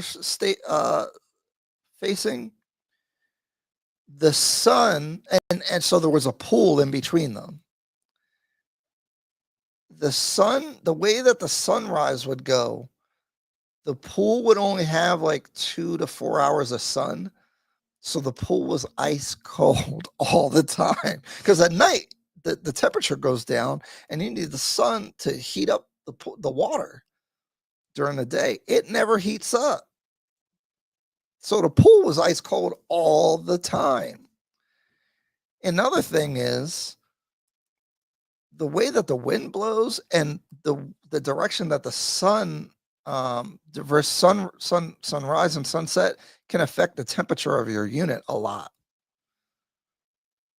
So because I moved from one side of the building to the other side on the same floor, and the other side of the building was way hotter. Like that unit was hot as heck. My unit was never hot because of the direction of the breeze or something. So a lawyer's not going to help you with that, you know. But these are weird things that you should probably consider. I was there in January and bought an apartment in Westlands. I plan on moving in 3 to 5 years. I also plan on getting a beach view place as well. Nice. So on my agenda now, because I have 2 units at the Diplomat under contract, that's 3 years out. I think I'm looking at land that I want to do like some kind of business, dairy, cattle, chicken, crops, and then build a house on like a ranch house. And then the coast property would be next. But maybe the farm's at the coast. I don't know. 10, 20 acres. Can I buy 10 or 20 acres without people getting mad? It won't be in the Rift Valley. Does that make it better? Fly to Diani, then to Malindi to explore that and Watamu. Oh, I could fly. But see, that's a lot of money. That's 3 flights. 3 different Airbnbs. Kitsuru is expensive as Runda and Karen. Oh, okay. Thought it was cheaper. Interesting.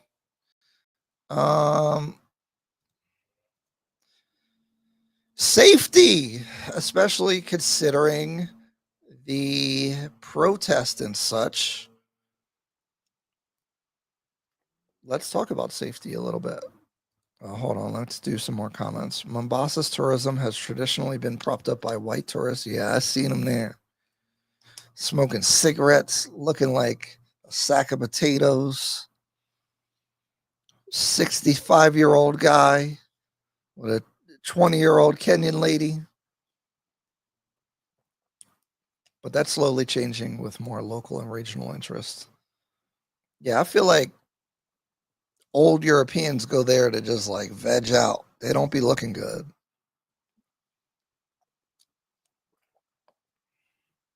Tina, these are really great details and points to keep in mind. Thank you. Oh, thank you. Yeah, it's weird. Like there's a lot of little things that you want to think about that I've crashed out on or experienced that you guys can benefit from.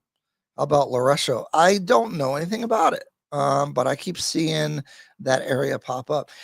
Kenya's funny because everyone's online so much and trends start real fast because I've been seeing a lot of Laresho stuff pop up on my feed lately. Freedom, which do you prefer, Karen or Runda? I want to be close to restaurants, shopping, safety, and I'm interested in mature foliage. I think your foliage thing puts you in Karen. I think restaurants and shopping puts you in Runda. But we'll see what Freedom says. I'm interested. I like Runda because you're closer to Village Market, which is really nice. I love being Village Market. Karen's close to Nairobi. Like you could get in well, both of them you get in the city pretty quick. But you guys got to have bread to be out there. I'm like, this is untouchable for me. I'm broke, I guess. That's too much. 50 million for a quarter acre in Karen. Woo. Then you got to build. That's a lot. All right, well, let's continue on to safety. So I always feel like I've never felt unsafe other than driving. I think driving is inherently okay. In the city, it's okay. I mean, you're just going to have a fender bender, which is just property damage. But, you know, driving on the highway, I feel like you will lose your life out there. I'm scared. That's why I want to get my own vehicle, aka a big truck or something, because collision is going to happen. I feel like people are, drunk driving out there. They're overtaking a 18-wheeler truck is trying to pass a matatu. Neither of them have the speed to do it. They're in the wrong lane, and now you're going straight onto oncoming traffic. It's insane. It's really bad. Like when people drive on a highway, like if I know someone, I'm thinking about them till they get to their location because it is that scary. I've adapted to the city driving. That's fine. Although that's crazy, but I don't think, if you're in a decent car, I think you'll be safe. Driving on a highway, like I don't like that's my coast problem. I don't want to drive up the coast because of how crazy people are driving. B, you been to Mali? What's it like over there? Because I like that's kind of like a middle point from Nairobi to Mombasa.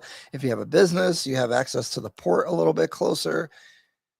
I'm assuming the land should be a bit cheaper. I don't know what the weather and infrastructure is looking like, but I'm thinking you probably run solar and a borehole for basically you'd be all generate your own energy and stuff. But yeah, because if you wanted to export stuff, you could, or if you could send stuff into the city, you're 2 hours each direction. I think about 2 to 3 hours from Nairobi and Mombasa was my thought, but I have no idea. Wait, please, where is the Bamburi property for 4 million? I don't know. I saw it on Instagram, but I will say at 4 million, it's probably not going to be that nice. But I did see stuff in that type of price range on the coast side.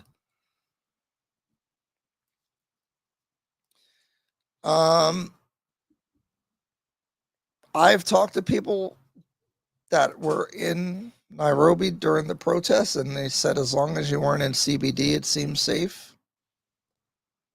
So even though CNN and Al Jazeera and everybody is making everything look like it's the end of the world, I think you're still safe.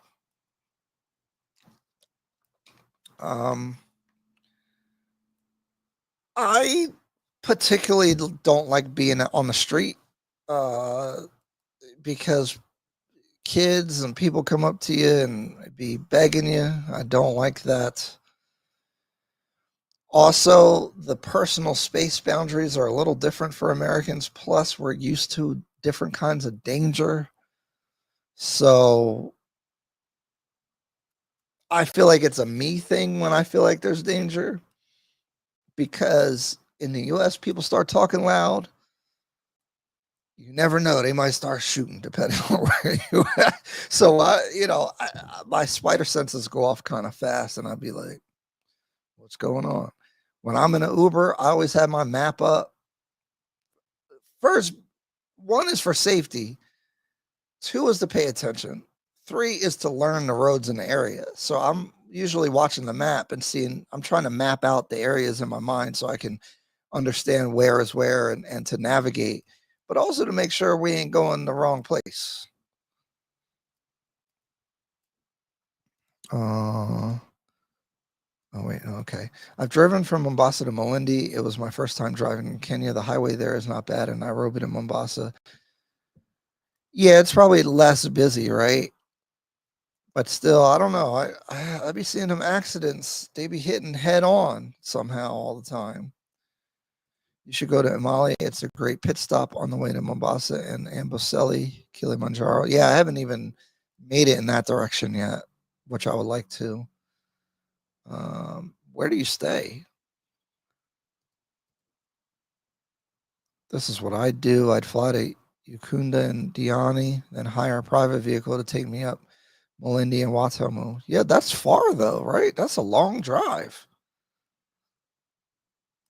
Oh man, see all these logistics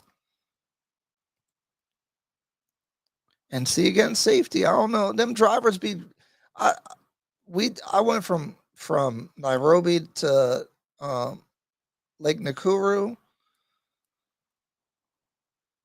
By the time we got there, I was stressed out from the driving. Shahi dual tollway will be a big game changer. Yeah. I agree. That's why Imali Town is interesting too, because I think that's going to make a lot more development because of the highway. Protests happen everywhere, even in the U.S. Gets bad with looting. Exactly. They're acting like Kenya's burning and falling apart. Meanwhile, L.A. was having riots and they're beating up, throwing rocks at the police and all that stuff. So it's all relative. Just stay home, all will be good. I lived in Kenya for all of 2021, trying to make my way back permanently. I love Mombasa and Niali. The people that like the coast are some different people. That's a funny thing. Like, what makes you like the coast more? Because I was bored, and I don't need to be doing stuff all the time, but it's hot, and there's just like not a lot going on. Maybe I'm a city boy. Am I a city boy? Oh, I had a soundboard for that, and it didn't work.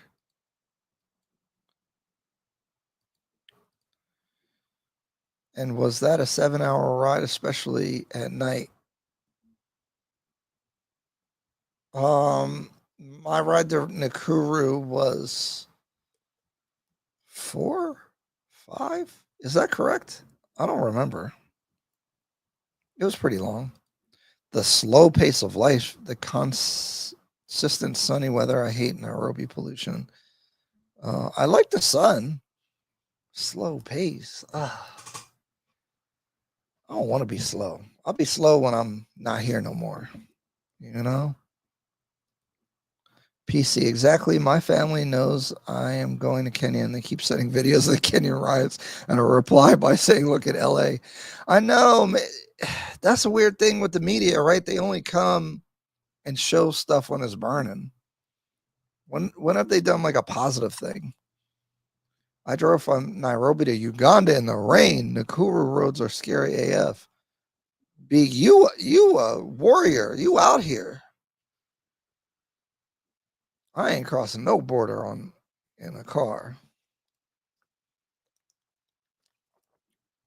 Nope. I'm too light skinned for that. I don't want no trouble.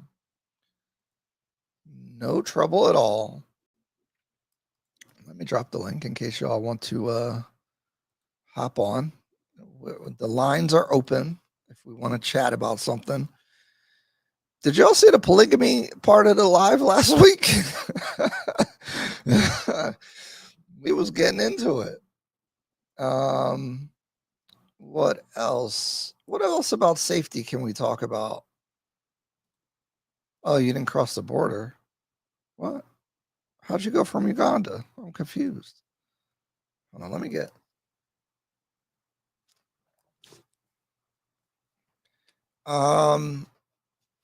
Safety. What?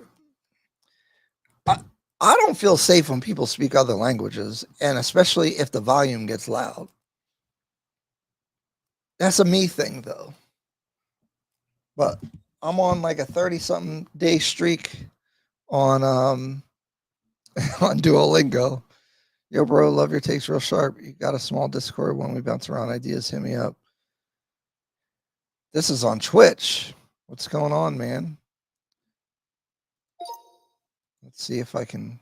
Both. Yeah, some of my sounds keep crashing. I appreciate that. Yeah, we talked about getting a Discord together. It'll happen at some point, but we need more people. You pick someone up in a nearby town. Yo, you out here just doing anything. You need that instant translation device. Yeah. Well, I know some words, okay? I know a couple things. That water on here is gonna bother me now. I know a couple things. I'll be surprised at like if we're out and some people are speaking Swahili together, I might catch like 3 words. I might get the topic of conversation sometimes. But yeah, that's a safety thing for me. I feel like you need to know what's going on. I don't want to be nowhere. In Nairobi is cool, but when you start getting further out, I want to overhear if people are talking about me and if it's negative or positive. Because let's be real, if you're a foreigner, you look like a rich person. I don't want to be food to somebody. Maybe that's my American stuff, because if you go to the hood, something might happen. And if you're oblivious, you don't know what's going on. You don't know the looks people give. You don't know things that people might say. It's not good. How did you make friends or connections in Kenya? How many Nairobi trips have you gone on? I have been to Nairobi twice. I've spent 10 total weeks in Kenya. And this will be my 3rd time going, and I'll be there for 3 whole months. So this is longer than both of my trips combined. How do I make friends? Talk to people. And it's cool because I have like a business purpose, so I automatically start interacting with people. And this is how I do stuff in real life too. Like usually stuff starts with some kind of business type inquiry, and then we become friends. But this is the best thing about Kenya, in my opinion, is like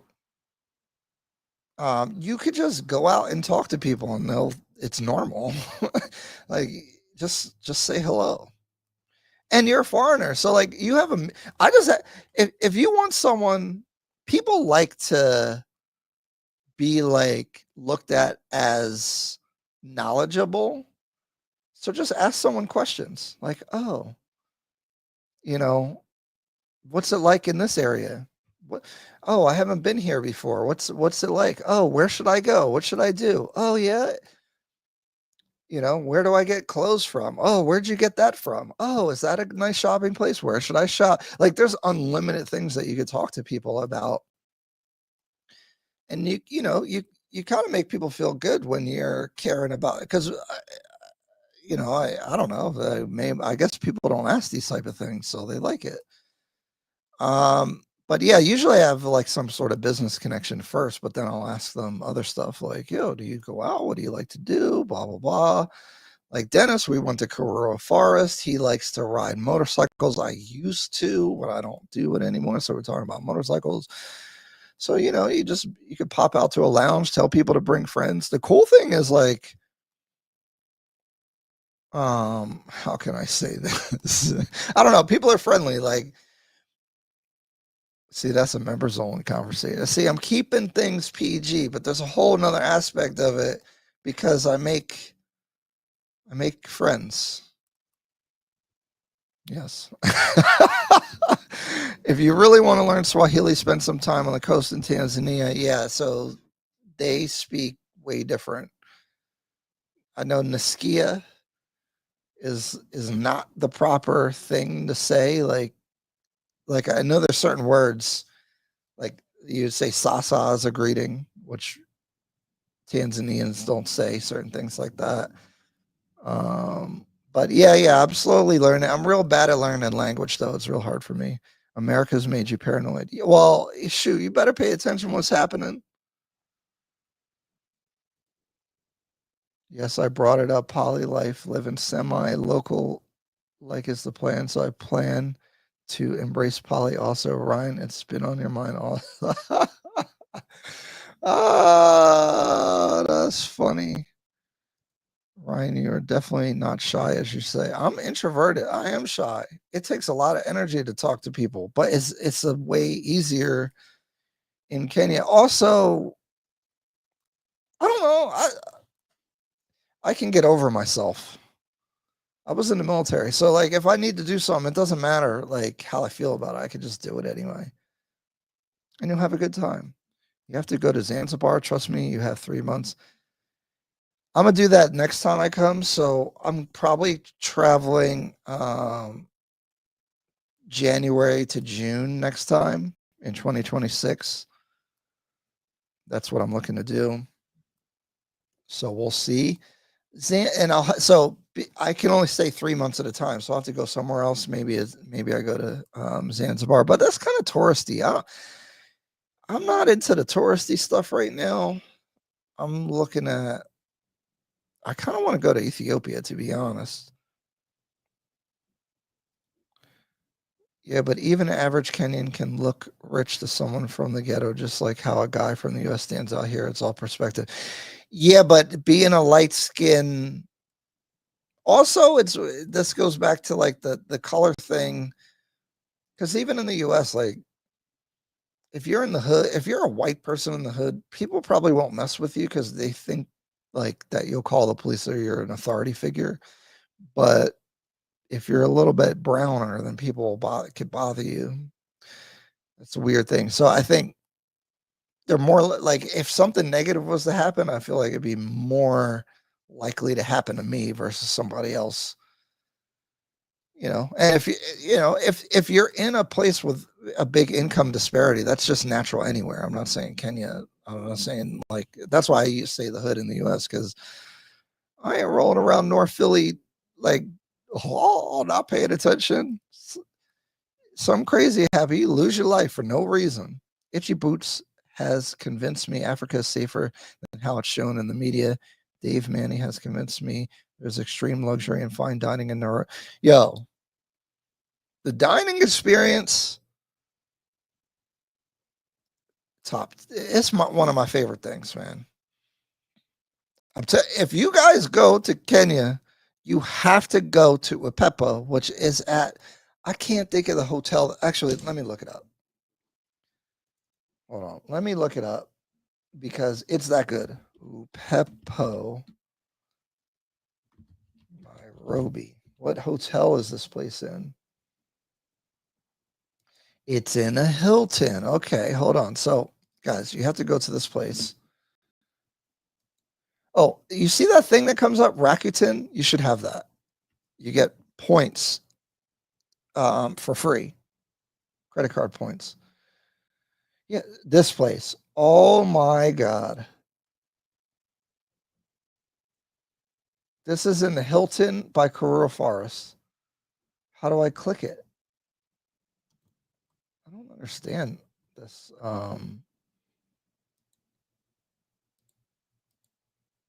I literally had the best food I ever had at this place. Literally.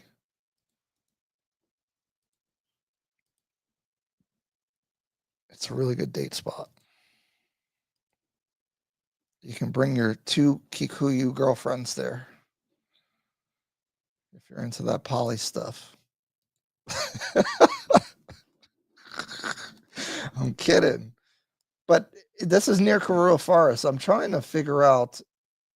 See, it just says Hilton, but what is the name of the hotel?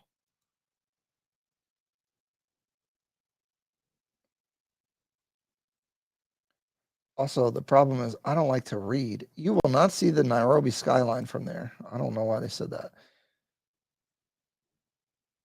So this is where it is on the map. It's on Peponi Road.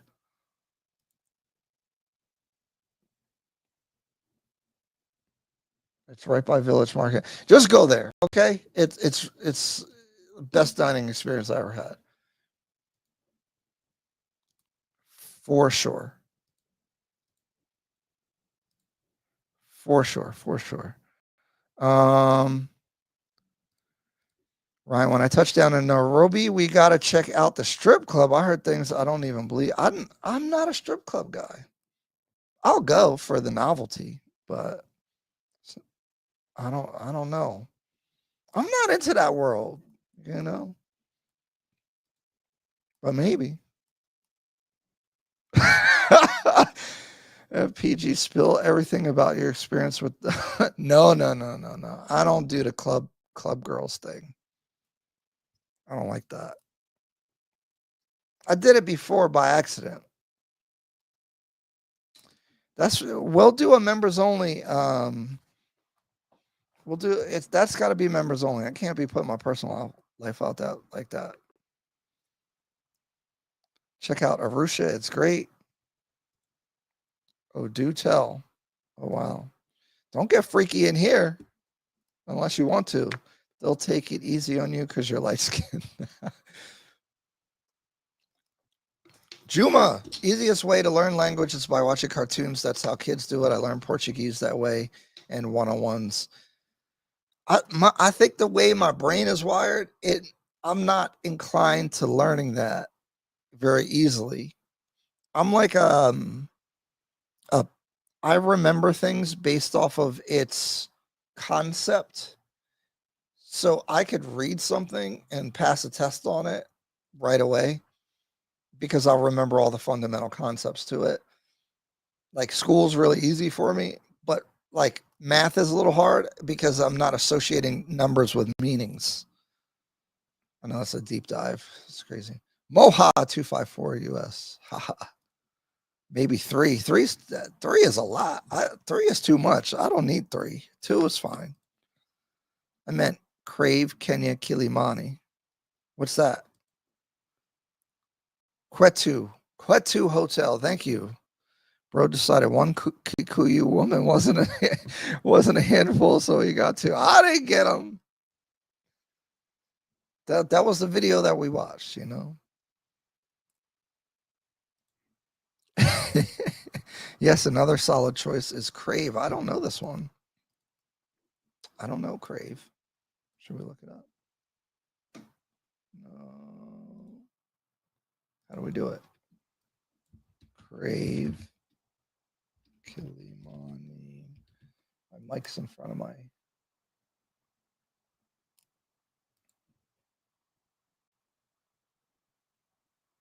Is this the Is this the building the location's in?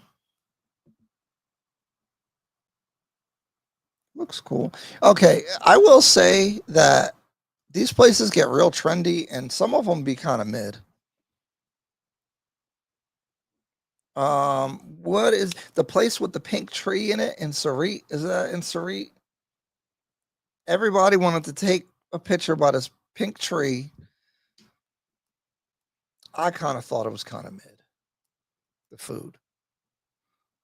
But Upepo, oof. And it wasn't really that. It looks really expensive, but it wasn't really expensive. Kwetu. Am I saying it good? They make fun of my accent. I'm sorry. That's, you know, because I want to mess with people and tell them I'm from the coast, but my Swahili isn't good enough. You know, tell them I'm from the coast. What other places? Do you guys like the location? I like the location. That's my vibe.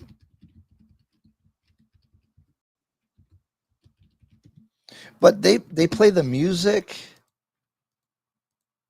too loud on the weekends.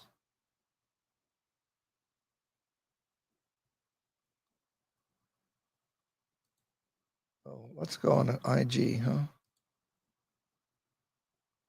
Hold on, I'm pulling something up. The names are hard in Swahili. Yeah. They are hard. But we're going to get it. Just say you went to international schools. Those kids don't speak Swahili. Someone was telling me that is like it's not cool to speak Swahili, which breaks my heart. That breaks my heart there. Here's the locations Instagram. What they got going on. I'm scared to click because of music.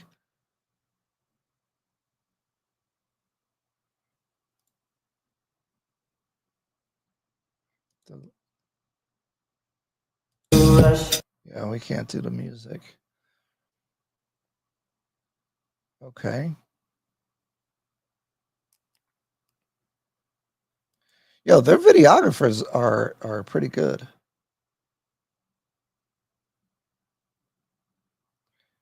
I saw that Milan got renovated. We need to get a Duolingo challenge going. Yeah, send me. I'd be slacking on the Duolingo. I'm not gonna lie. I do slack on it. It's not good. You look like a coast guy. You could get away with it if you don't speak. Yes, I'm a coast guy. I'm a coastarian. Oh, oh. Let me go members only. I ain't talking about that. Oh. Crave Restaurant is decent in Minneapolis. Dave Manny has vlogs of different fine dining restaurants. Oh, okay. I surprise people though with my Swahili. I'm like I can say things. I'm starting to hear it better than I can say it because I'm always insecure about my pronunciation. You know.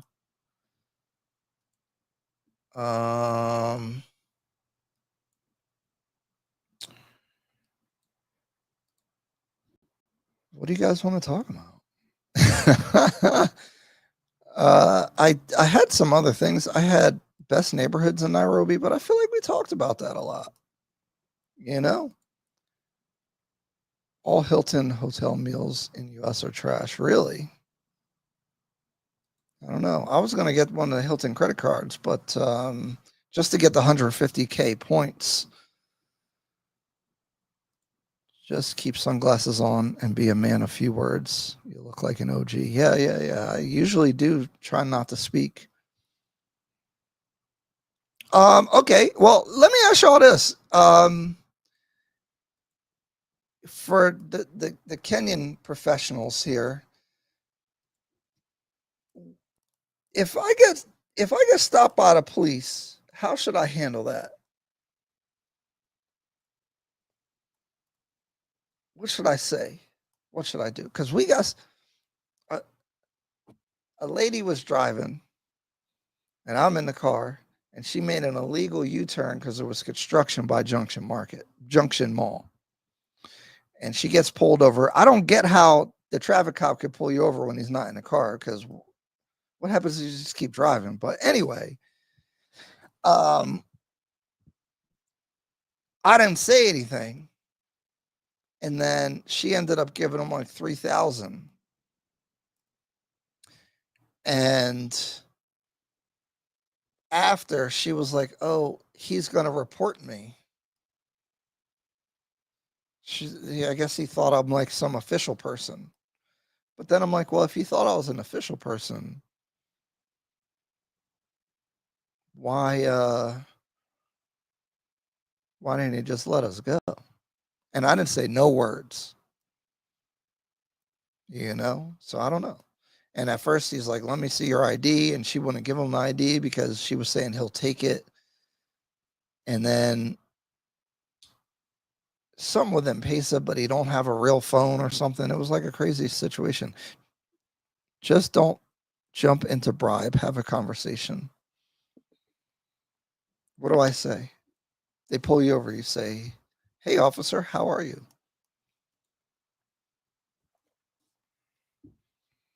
I'm just coming from the UN. Should you pull that? Because you don't want them to try to get even more money because they think you're dumb and rich or have money and you know. So you want to be kind of firm, right? No, I don't know. What's the way to do it? Somebody tell me. Freedom, tell me. Tell us all here how we're supposed to deal with the police. The plaid unicorn. My soundboard is tripping. Hold on. Oh, it's crashing.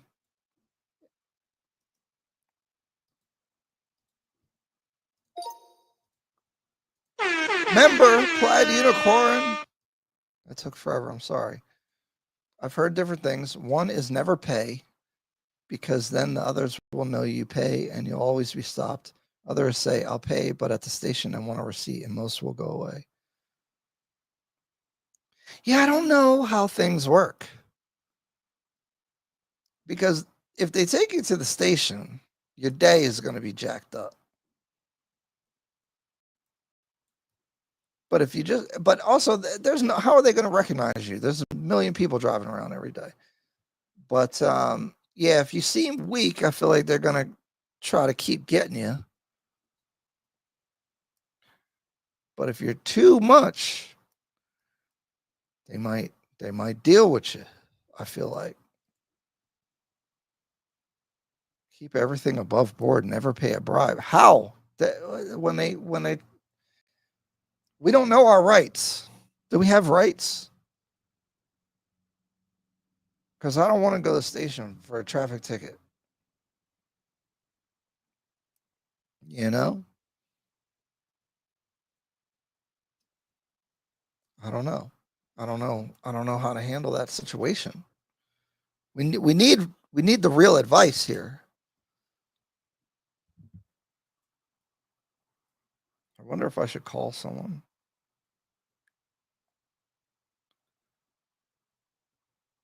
Dang, everyone's trying to use the pool. Guys, I left $500 on the table today to stream because I'm on this app that lets you rent out your pool, and someone wanted to rent my pool out for 4 hours for $580 or $480. But because I'm here, I couldn't clean up my yard for them to rent the pool. They know you. There's cameras in Nairobi, and also they can run your plates. Oh, so that's why you don't run away. I see. I see. Okay. Interesting. Interesting. What else did I have on my agenda today? I think we covered a lot of stuff. I kind of was hoping somebody would come and real advice needs a whole conversation. Come on, tell us. We need an expert because I'm about to start driving. I don't want no problems. How does car insurance work? Ryan, you got so many hustles. Yo, so I was renting my pool a year ago, 2 years ago. When I first started doing it, I can't believe people pay so much money. I was making $2,000 every weekend. It was insane. Why are y'all spending that much money? But then they threw like a Project X party. The cops came. My neighbors were mad. The whole neighborhood was full of cars. They left trash. People were twerking on top of cars. It was crazy. And then the block got hot, so I stopped doing it. But if I'm not going to be there, I might bring it back. The pool rental. It's crazy. Yeah, somebody tell us about the police, man. I don't know what to do. I don't want no problems. You know? Oh shoot. Um we were supposed to, okay, here's Airbnb. This goes back to oversaturation. I'm sorry. I forgot to talk about this. I'm struggle streaming. I'm sorry. This is terrible.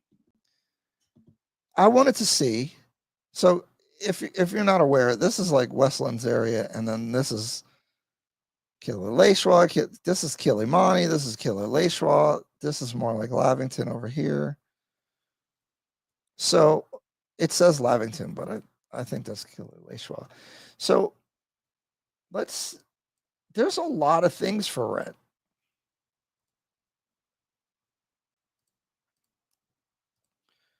And a lot of these places pretty much are the same, you know. But look at all these units available. And I have it, this is a 1 week rental. Okay. Oh, I like this spot. This is what I was talking about, the renderings. So what do you guys think about this place, right? This is the lobby. I've stayed in this place. See, that's goofy.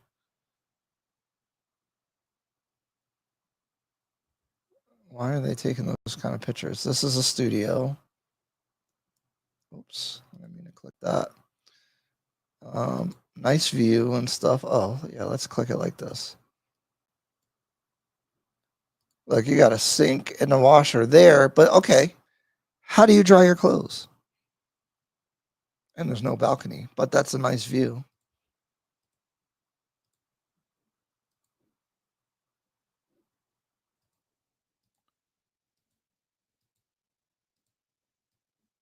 That's the bathroom.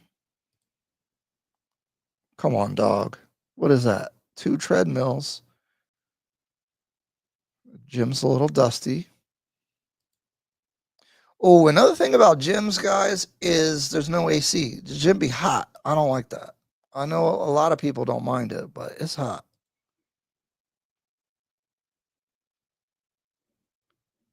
That's the rooftop. I never went up there. But this is the place where I was talking about the sun never gets to the pool. But the pool looks nice, right? But the pool had a little bit of algae. It's a little green. I'm a pool expert. I do my own pool. I do my chemicals. I do all that stuff. So I know what I'm talking about. Had a little algae. Need it to be vacuumed.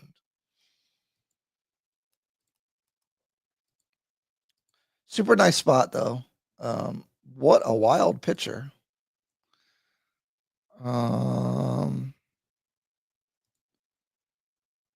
Rent that pool out while you're gone. Hire a pool cleaner. Yeah, I really just need someone to manage the people there. The only thing I don't like about renting my pool is they have to go inside to use my bathroom in the house. I was asked for a bribe at JK Jomo Kenyatta inspection point, but refused. Oh yeah, they not messing with me in the airport. Come on, dog. That's rookie stuff. I'm in the air now because I know I didn't do nothing wrong. So what bribe? Get out of here. They have 2-in-1 washer dryers. Yeah, but not all these things. I don't think like the place I stayed at, it was not a 2-in-1. Oh, yeah. Well, mine was not. So I just had to hang that stuff up. Wow, my hotel room. Yeah, see, you're in Westlands, that's why. Get out of there. I don't know why people stay in Westlands. It's not worth it. Let's look at the prices in Westlands.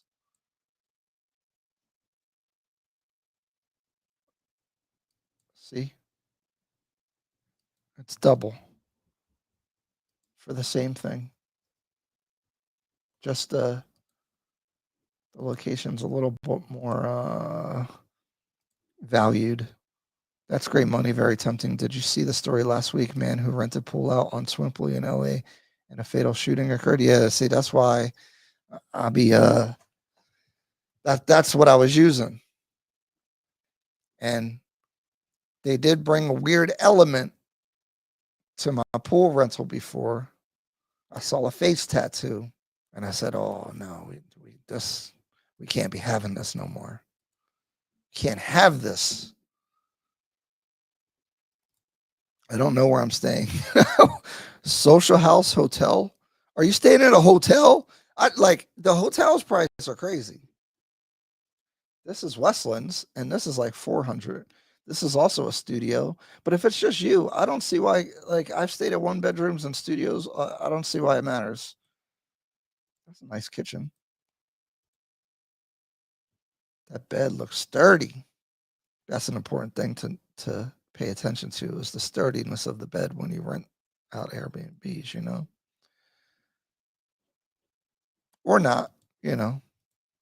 Honestly, Kenya does a better job with real pictures. Those AI ones they use in the US sometimes look worse. Yeah. You should close the toilet. That's a real estate trick when you take pictures, real estate photos. I couldn't see the tile work. Oh shoot. Is this rooftop? This is the building rooftop 270 is. So this spot is real nice. This is a really nice restaurant. Rooftop views. Actually, I have a video from here. I think this is that. Yeah.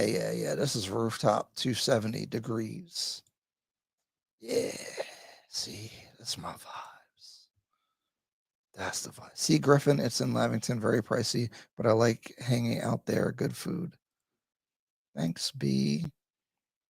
Stay in an Airbnb, Griffin. The new builds in Nairobi have restaurants, stores, and whatnot on the first floor. Why pick a hotel and spend all that extra money? Hotel prices are crazy. See, the gym, these gyms be a little raggedy. This is the rooftop pool. See, like, okay, that's okay, but that don't look like the rendering.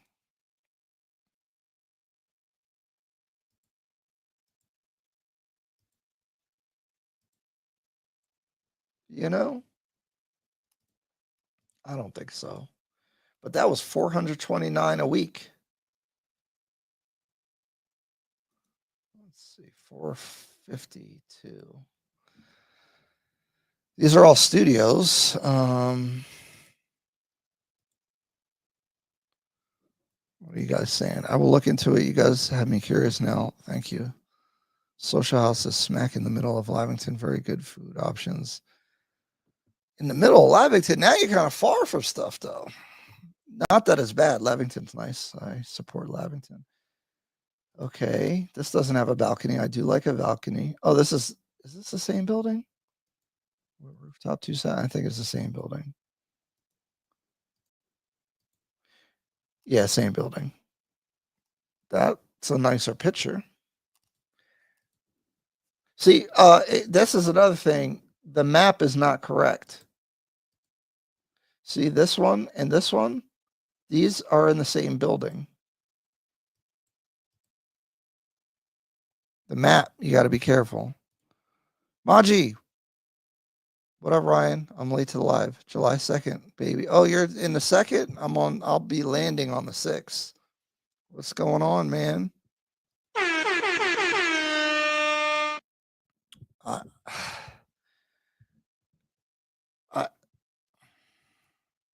I got people that were out tonight and they were making me jealous. I had a lot of FOMO. I saw Austin's live. Some people I know were at the same place where the live was. I was like, ugh. And they're at one of my favorite spots. I'm a week late.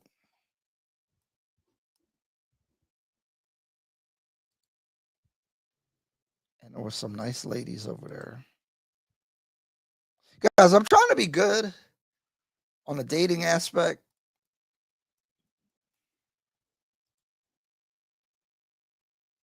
But I'm about to not be good.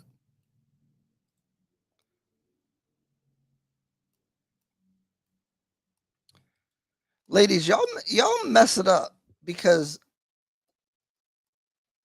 I'll be trying, but if you're being a little difficult, I'm not gonna stay good. I'm this close to buying a place in Kenya and calling it a day. That was me last year. I was like, or when I came back earlier this year, I was like, my first trip, I love so much. I felt at home. I had no culture shock. It just felt great. I did 4 weeks, 5 weeks. My second trip, getting on the plane, I was like, man, I'm buying a property. Like I'm doing a lot of things. And am I just experiencing the positive? Because culture shock has phases. So in the first phase of culture shock, you'll feel like euphoric, like um, you'll be like high on everything because everything's new and fun. After a while, it can wear off and you can get depressed. This is like culture shock trading that we had in the army actually when I was in Germany. And I was like, am I going to still have the same feeling?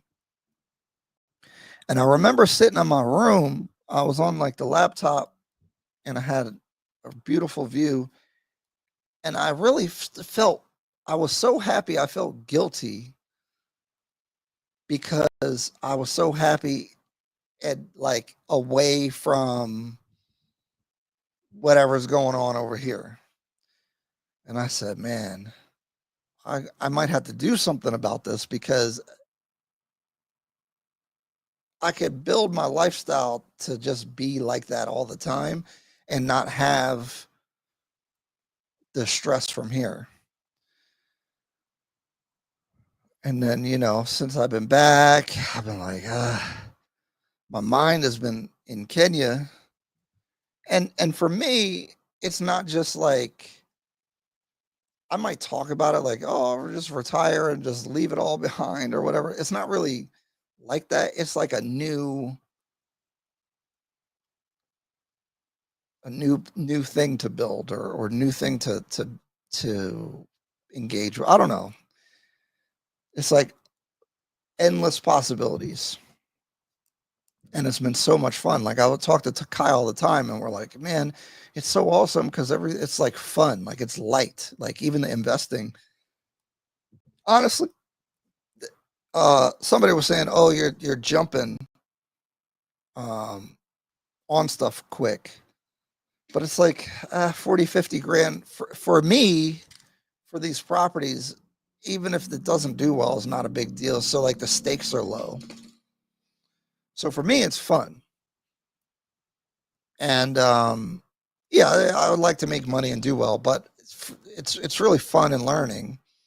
And then the vibes, of course, are amazing. And all for kicks is trying to make me a polygamist, but I would like to settle down. I guess you could settle down as a polygamist if you want to, but I'm trying to figure that out because I'm a single guy, no kids. So there's that aspect. Like there's so many, but it's just like endless opportunities. But I was concerned when I was getting on the plane the second time that I want to have the same feeling, and I just had a way. I just it confirmed everything for me, and so I'm in the same place as you, where I'm like, or I've made a decision. I'm moving. So I actually was kind of a little depressed the last couple months before I made that decision, though, because my heart is not in what I'm doing here all the time. And since I've kind of mentally committed to moving and doing more business, and you see, I'm on the lives, I'm doing more things. All this is part of the plan. And now I'm full of life again. Like I do 2 hours worth of work on some of my business here, and I'm like, oh, this just sucks. People being annoying, getting pushed back for regulation, this and that. I'm like, oh God. I still get my work done, but it just doesn't feel good. I was on the dang stream 7 hours and it was nothing. And I'm not just saying content, but actually looking at properties, doing the coast tour, um, looking for land, interviewing attorneys, meeting new people, um, exploring, finding new things that we haven't experienced before. All that is so much fun and engaging for me. You know, it's it really, since I made a mental decision and I felt so much better. Let's see where we left off in the comments. Sorry, I was on a tangent. Yeah. This is what triggered me. Because you buy a place cash, your life expenses are way lower. Now I have the complication because I have this office that I pay rent for, all this equipment here, and then I'm keeping my house. Like if I didn't do that, I'd really be balling out, right? Like if I sold all my, or not all my property, but like my primary house that's a liability. Ooh, like if okay, so like if I sold my house that I have now, I would have enough equity to buy some land and probably one of those coast apartments or something, or I could buy like a townhouse or something like in Riverview, like the ones I made in the video. I could probably buy something like that and something on the coast if I sold my house. So these things are troubling because it's like, dang, I really could just like, and if I did that, everything would be paid off. I wouldn't have any expenses other than my living expenses. And like, you know, the HOA fees at whatever buildings here at in Kenya, but it's nothing.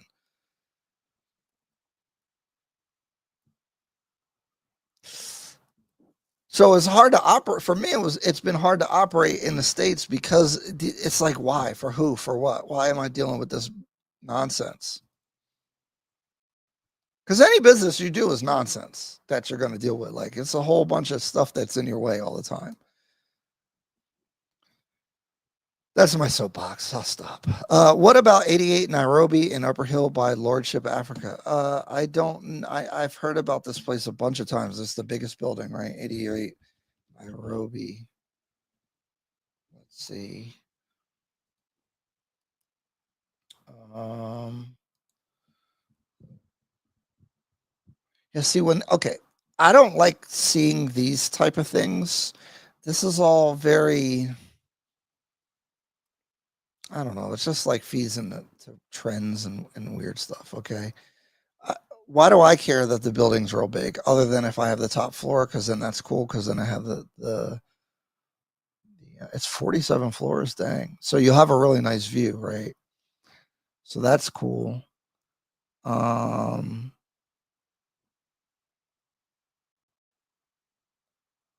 9 pools.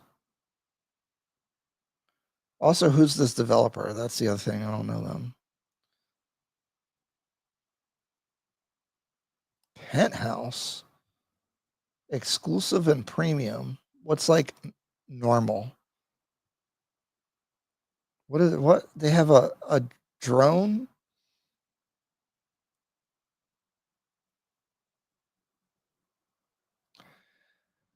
There's a lot of claims here.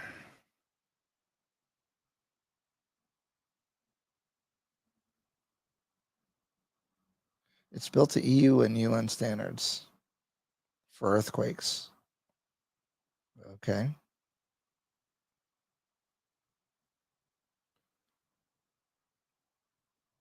Okay. How much are they? The executive. What's oh, is there a price somewhere?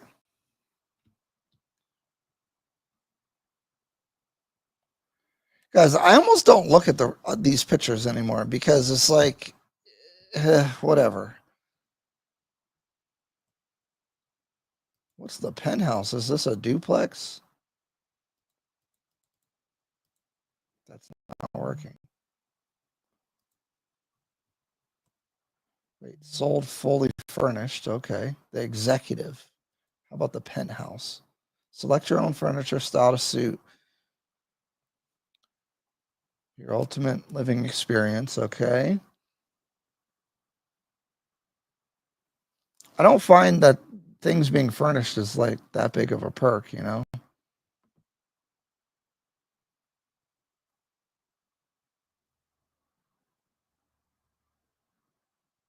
I don't know.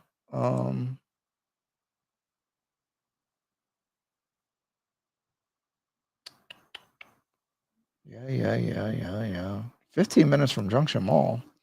Where is this located? It's on Gong. It's on Gong Road?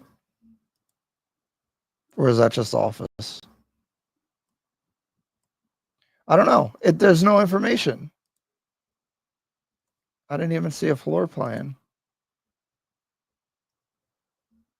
5-star amenities. Okay. Cool. Spa. 7 lifts. Okay. Valet parking's cool. Salon, I guess, is cool. Oasis Garden. It'll have a restaurant. It'll have a resident bar. That's nice. Cigar room. That's nice.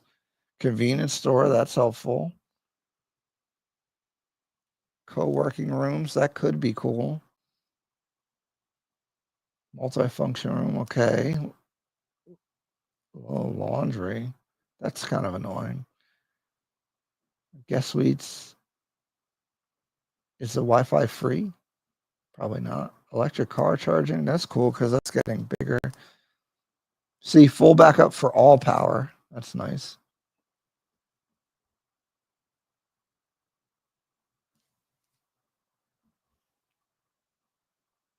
Our waiting lines in vehicle. Search outside the building line. Ensure that authorized vehicles can enter and our types. Oh, okay. Toilet flooring. It looks cool. I don't see a price. Does anyone know the pricing? It was explained to me immigration and police will definitely try to ask you for money. Really? This never happened. Foreigners, if they believe you. Yeah, I think if you look like a dummy. Yeah. It's because I see people, I'm like, they don't look like they know what's going on. I could see people bothering them. One time when I got out of the airport, I was standing by the taxi thing, waiting for an Uber, and there was this European lady, and she looked very confused. She was like, "Oh," and a cop goes up to her and starts telling her she can't be there, and I'm standing like next to her, and I have like a hoodie on and stuff, and he never told me I couldn't be there. He just went up to her. I feel like he was just, I don't know what the deal was. I don't know why he's giving her a hard time because I was literally doing the same thing, but I was just standing there and she just looked confused. Something I learned in the army. If you look like you know what you're doing and you're supposed to be there, people won't bother you. And if you answer confidently, but if you're like, oh, I don't know, people, then you're encouraging people to mess with you. SE, I like 88 Nairobi, but the prices were high. What do you guys think? I didn't see the prices on there. I definitely want to visit Kenya next year. Hopefully, move there. Okay, don't mentally move there until you visit. And I think, guys, you can't visit for 2. You got to do at least like a month. And I know that's hard because you guys, people got traditional jobs and things, so it's harder to do that. Also, don't stay in Westlands or a hotel the whole time and don't go nowhere except for the places in that area or just only do tourist stuff. Like you got to get out in the street because that's what real life is going to start feeling like. 88 Nairobi is dope, no lie, but yeah, the prices are definitely up there. I guess they're targeting a very specific crowd. Don't take this the wrong way, but why Kenya, Ryan? Ghana is literally begging African Americans to go there with the government inviting you. Some Americans say South Africa reminds them of home. Please explain. I know I got to prepare a video for this. I'm going to do it while I'm traveling because I'll have plenty of time to create it. I'll try to answer now. I'm not going to lie. Austin Holloman had a big influence on certain things because my experiences have been similar to his when he came to Kenya and went to Mombasa and stuff. So his review of Ghana wasn't that positive. Also, the cost in Ghana is kind of high, and I think the development level's lower. And I think this government stuff, the year of return is marketing, because are they giving you residency, a streamlined path for residency? Are they making you get a work permit easier? I don't think so. So it's not, there's no material policy that makes it better other than they're saying they want you to come.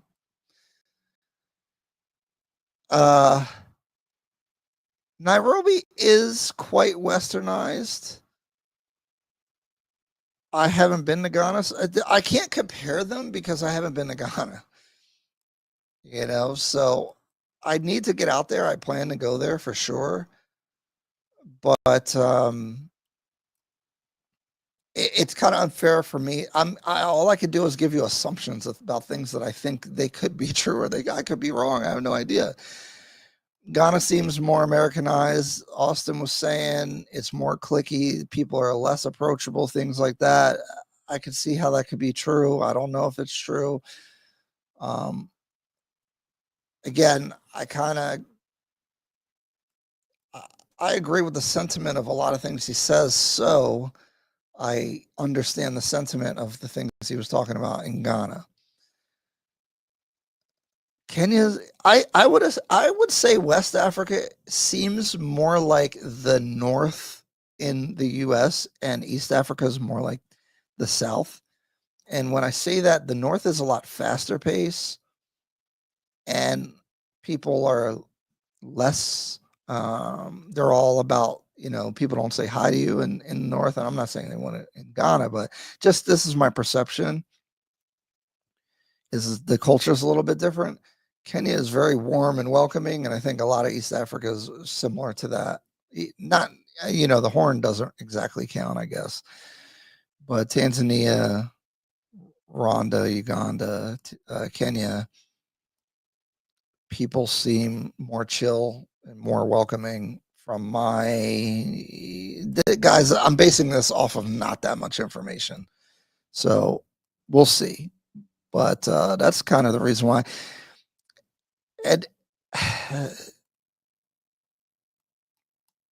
it just sounds dumb. A couple of these things sound dumb. Okay. The East African look is different than West Africans. Not that one's better or not, but it's cool to be in a place that's a little different. When I was in high school, I had a girlfriend that was from Kenya, and her whole family was super cool and kind of took me in, and I'm a little aware of the culture to some degree because of that. Like, and she had a bunch of cousins and all that. We'd go out. So weirdly, that probably impacted my experience. It's weird because I haven't seen them in like 20, 25 years, and I saw them at an auto body shop, and I was like, and I had just gotten back from Kenya, and I was like, I just got back from Kenya. They were like, what? That's crazy. So that's probably something. I'm also just like someone that doesn't want to do what everyone else is doing. I don't want to see Americans like I feel like I'm doing a bad thing by doing this content because it's attracting more Americans to Kenya. And I ain't trying to see y'all, to be honest. Like, and now everybody wants to link up and console and meet with me and stuff. And that's cool. But I don't know. It is cool to hang out. But at the same time, I'm trying to integrate more than I'm trying to be in an expat community of Americans. I ain't trying to see y'all like that. Property in Kenya is financially feasible, and huge mortgages are not necessarily exceptions, of course. I don't know what you mean. Mortgages and interest rates in Africa in general are very high. That's probably a business opportunity, but I'm sure there's a reason why interest rates are high there. But I'm on this Dave Ramsey thing because I'm 37, and I saw what happened with real estate with COVID, and it was a little of a scare because people could stop paying their rents, and then you had to wait for the government to do these programs and all that stuff. And you could have a net worth of $1 million or more, and you could go to zero in real estate if you have too much debt really easily. So I'm a little, and just for peace of mind, yeah, you can make more money if you use debt. I just, I want a peaceful life in that aspect, and it takes the fun out of business and stuff. Oh dang, I should have been had this button on. It takes some of the fun out of doing business when the stakes are higher, when you have a big loan that you got to pay. So that's for real estate or anything else. Nerd Nova Tech, what do you think about the location of 88, Ryan? Let's just explore options. Are you in the Kenyan diaspora? Yeah. If you are investing, Ghana is far more expensive than Kenya. Freedom, it has higher valuation for investing. I would still love to visit Ghana and check it out. Yeah, it costs more. I don't get it. Actually, I was watching Tayo's video about Burkina Faso, and they were selling apartments and stuff now, and the prices were crazy. Like, you get the most for your money in Kenya, from my understanding. Maybe South Africa. I don't know the price in South Africa. But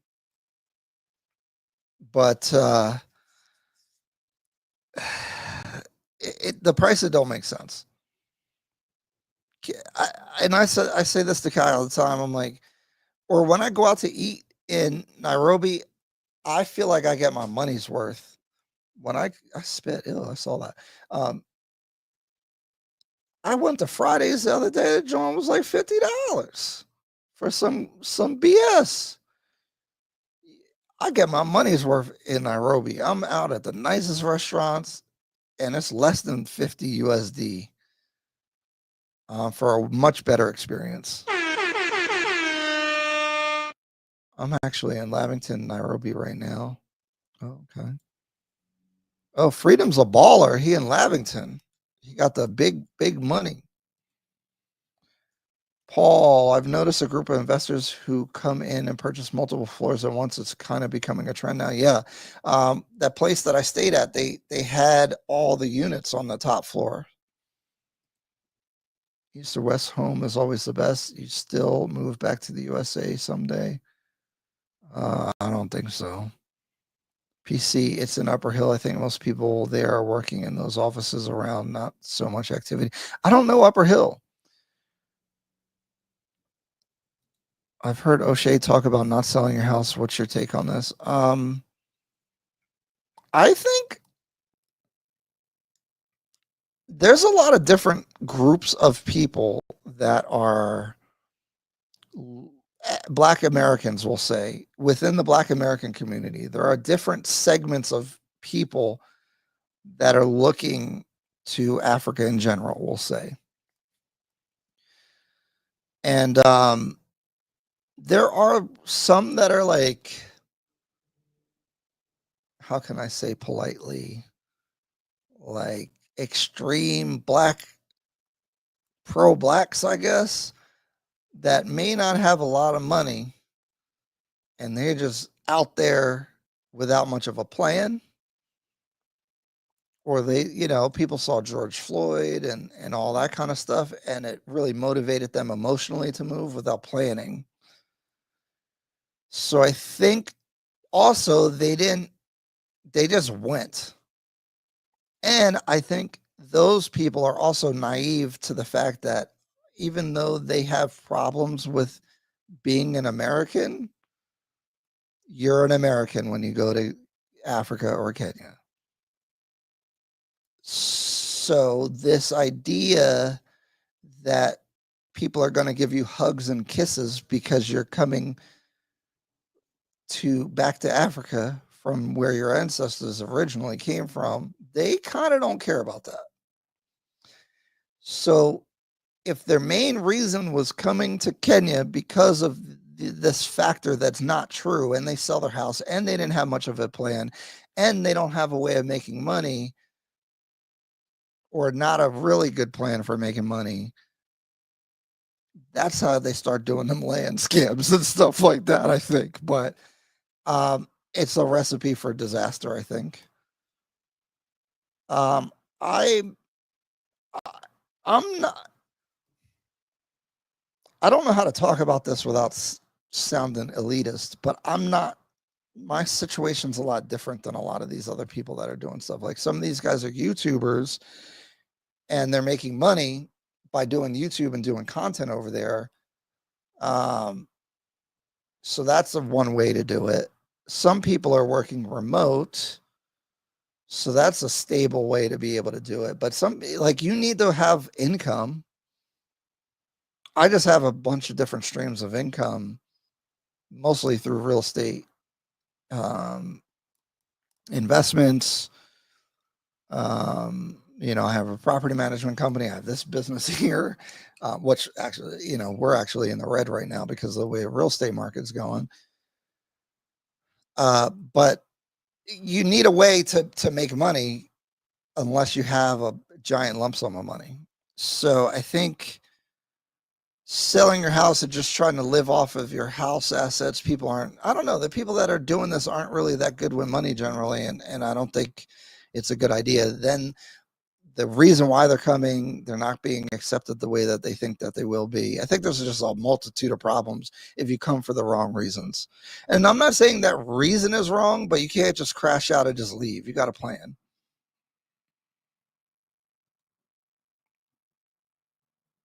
And I guess if you come here with sort of a delusional aspect that everyone's just going to give you a hug and a kiss and they're just going to love you because you're here, um, it's just, even if you want to do a business or something like that, like you got to have a better. Humans are humans across the world, so you got, like, business is hard anywhere, and now you're in a new place, and you're not estimating the people correctly because they're not. You just got to trust them because they're black. That's not enough. The international known higher price hotels have AC in the gyms, waiting for the day the condo developments catch up. Oh, that is cool. That's cool because I don't like working out. It's hot. The plaid unicorn, especially given the cultural ties to West Africa. I could imagine Ghana, Nigeria, Senegal, Gambia, Liberia, Cote d'Ivoire would be natural choices. I don't think that there's cultural ties just because you're from West Africa. I think that's a big lie. I that goes to my point. Black Americans, a lot of them have this like inner hatred for the US. But you're an American, you know? And this, like, I don't know. They want to reject America, but everything about you is American. The way that you think about stuff is American. It might be Black American, but it's American. It's not West African. It's not. Not at all. Sorry. Even you could hate America, you're still American. So, and I'm coming from a way different perspective, and I'm trying to be nice. I don't agree with any of that ideology, but no, like your ancestors from the 14 to the 1600s or 1700s, coming from West Africa, you're still American, dog. I'm sorry. PC, no, that area is not so good. Like that, probably not so much going on.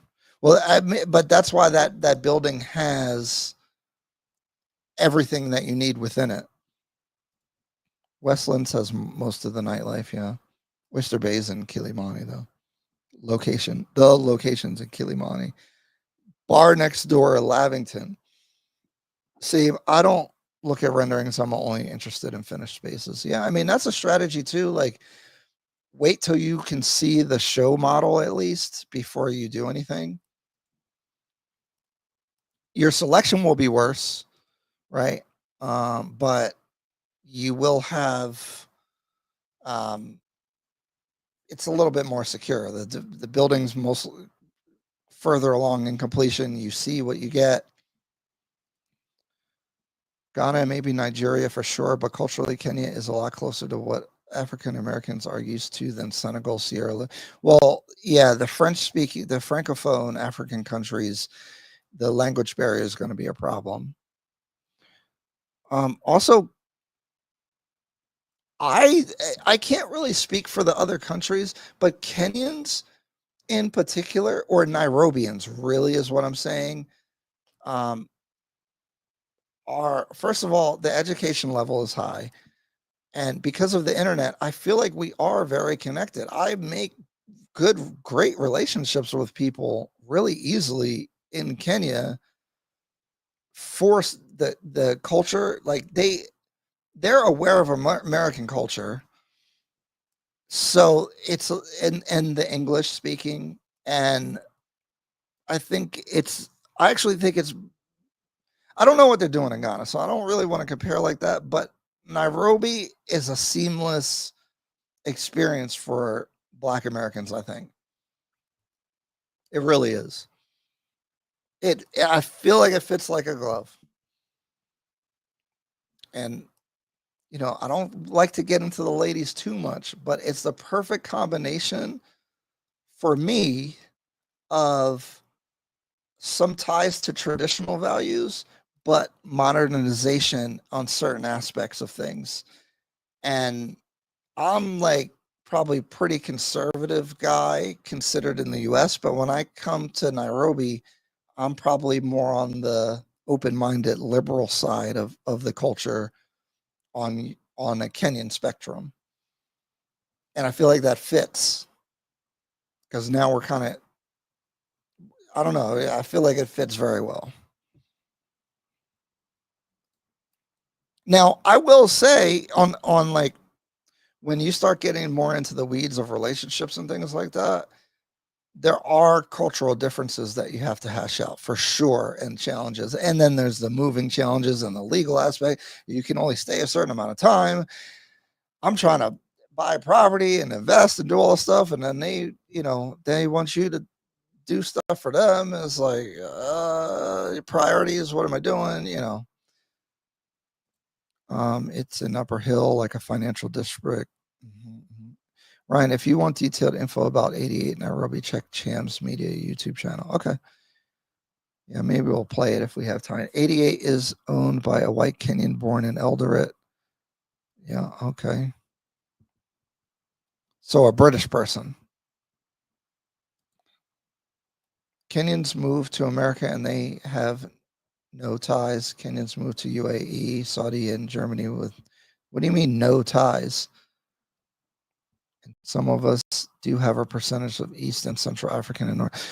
Guys, one thing about origin of people is just, it's kind of goofy because it just has to do with time frame. Because Bantu people traveled from East Africa to West Africa. So technically, East Africans and West Africans are also connected. And really, everyone's connected back to Africa. So it's just time frame. So what we're really talking about is culture.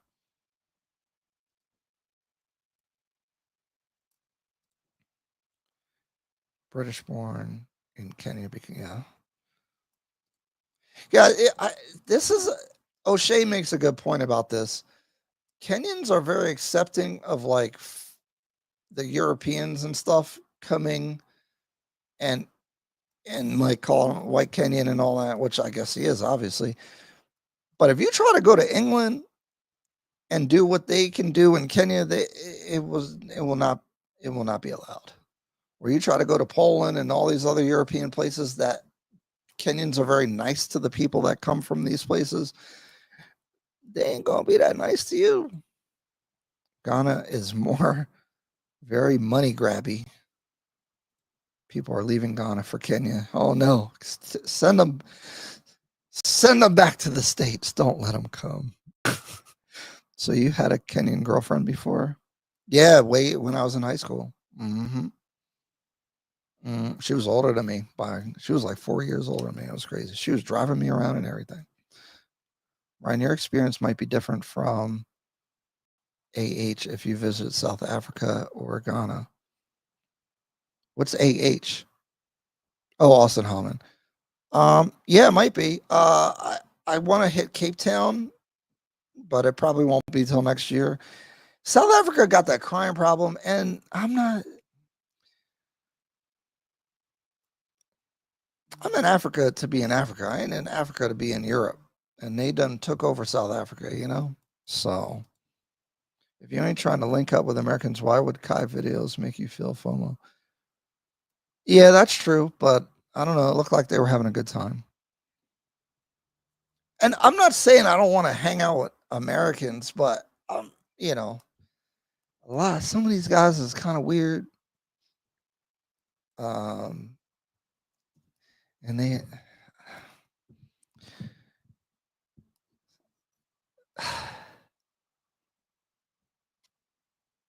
I've seen some of these videos of some of these guys making it kind of embarrassing me, to be honest. I'm embarrassed. And then they want to hang out. Ugh. So, but I'm not against it. Okay. This is why Muslims don't deal with mortgages. It's forbidden because it's predatory. Yep. I mean, there's a lot of stuff in Christianity that talks about not lending money either, actually. Back in the day, it wasn't legal either, you know, but then they just opened it up to everybody. Ghana, in my opinion, is more Americanized. That's what I hear. I can't speak to it. I see people saying both things. Americans are going to Kenya for the same reason Kenyans went to America. PC, apologize. It sounded like questioning your right to be here. It's just curiosity. Check out Ryan's videos. Kenyan real estate pros were asking him. Yeah, they were. They were asking me that. And I don't have a good answer. I got to make a video about it. I feel like my answers are dumb and they're speculative. No, but I think it's a legit question. I don't think the question's bad at all. I think it's a good question. I don't know how to answer it. I'm not really like in my feelings type of person, but a lot of these things are kind of a feeling. And I don't know how to talk about it. I'm in Kenya for the ladies. Okay, Dennis. Dennis Ricky. Okay, what Kish? Oh, Traverse sold her house in the States and moved to Kenya. Yeah, I saw that. I'm trying to hold on because I got a business here and I intend to continue operating this business from Kenya. This is a US based business. Now I'm looking to bring in partners, do some things, but my property management business here in the States is real good. It does very well. And when I say very well, I don't mean like crazy numbers, but for me, it's doing good. As I was thinking, it was weird that no one questioned other. Oh, I don't think he's questioning it. I think he's just curious as to why we picked that. We're picking Kenya over these other places. You know, you just got to have money. Don't go to Africa with no plan. Yeah, that's crazy. You have to have different streams of income. Yeah, I think so. Unless you have millions. I'm not selling my house either. I have kids that may want to stay in the US. I have a couple rentals as well and use that for additional income. Notice I said additional, not sold. Yeah. I feel the same way about that. Great take on selling American homes. Kids are definitely important pieces of the puzzle to consider. Hey, I'm a subscriber to your channel as well. Yeah, I was watching some of your videos. Black Unicorn Vlog doesn't like Dennis from Sadia. Her content is mostly negative towards investments in Nairobi. Her husband. Wait, what?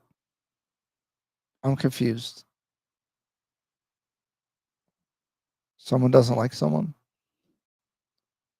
What's Black Unicorn? Is it drama?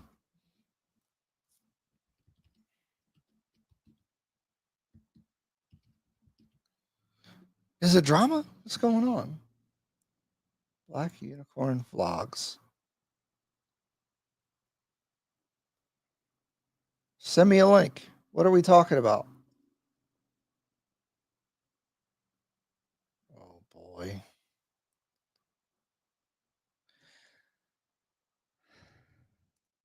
I'm going to say, I don't know how to talk about this, But at some point, and everyone's y'all are gonna get mad at me. Black American females, women, Black American women.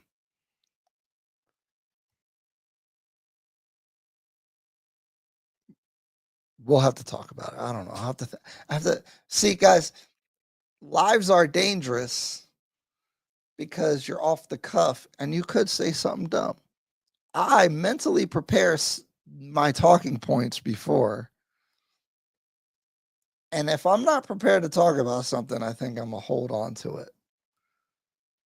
But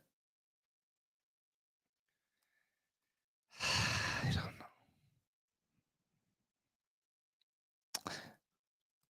I've seen some of y'all make videos about dating in Kenya. And I'm like, duh. I don't know. I'm not doing it yet. Have you seen the new development in Kilimani called Only You? Expensive but nice. Don't do it. Way overpriced.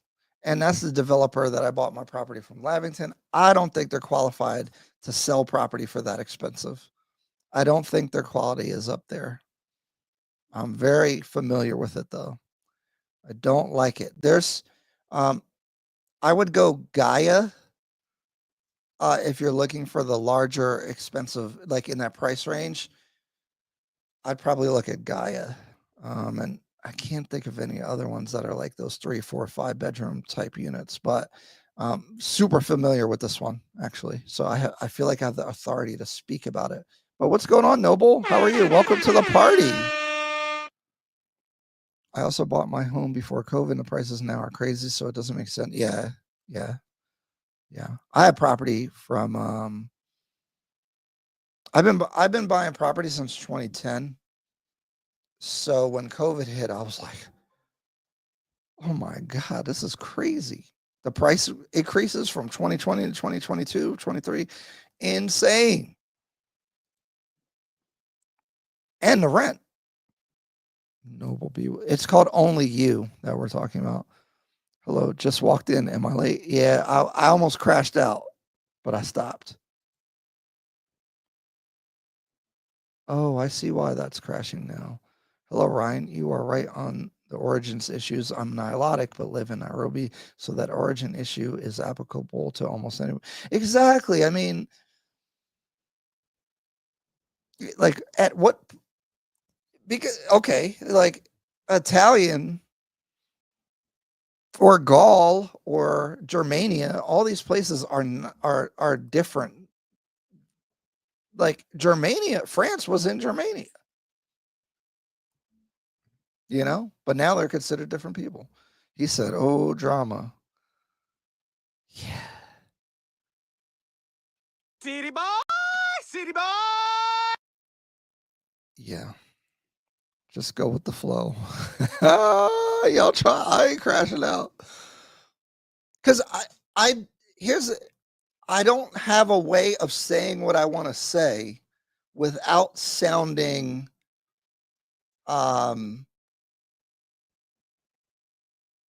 like attacking or belligerent or I'm not trying to put anyone down. Before I really started doing all this stuff, one of the rules that I made for myself is I don't want to beef with anybody. I want to be positive and I don't want to bring people down. I may fail at times, but those are some of the core tenets of because this internet stuff can get crazy. Because like if you start crashing out and acting crazy, you can probably get more viewers. But I guess I'm slowly becoming a YouTuber, but I'm like a business professional, and integrity and all that kind of stuff comes before. I'm a person before I'm YouTube or whatever this is becoming. So you got to have a man's got to have a code. I want to hear his thoughts on black women. No, it's not. It's not black women.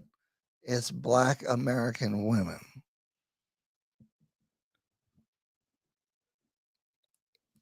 it just seemed like a lot of friction. I've seen some interviews. I've seen it in real life out here in Kenya. I see the content.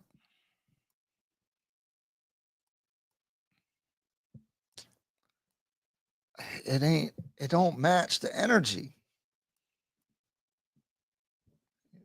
Don't bring, I would say it's extremely hard for Black women from America to date in Kenya in general. I didn't say the thoughts of opinions of Nerd Novatech are not the thoughts of opinions of Ryan Fagan on this platform.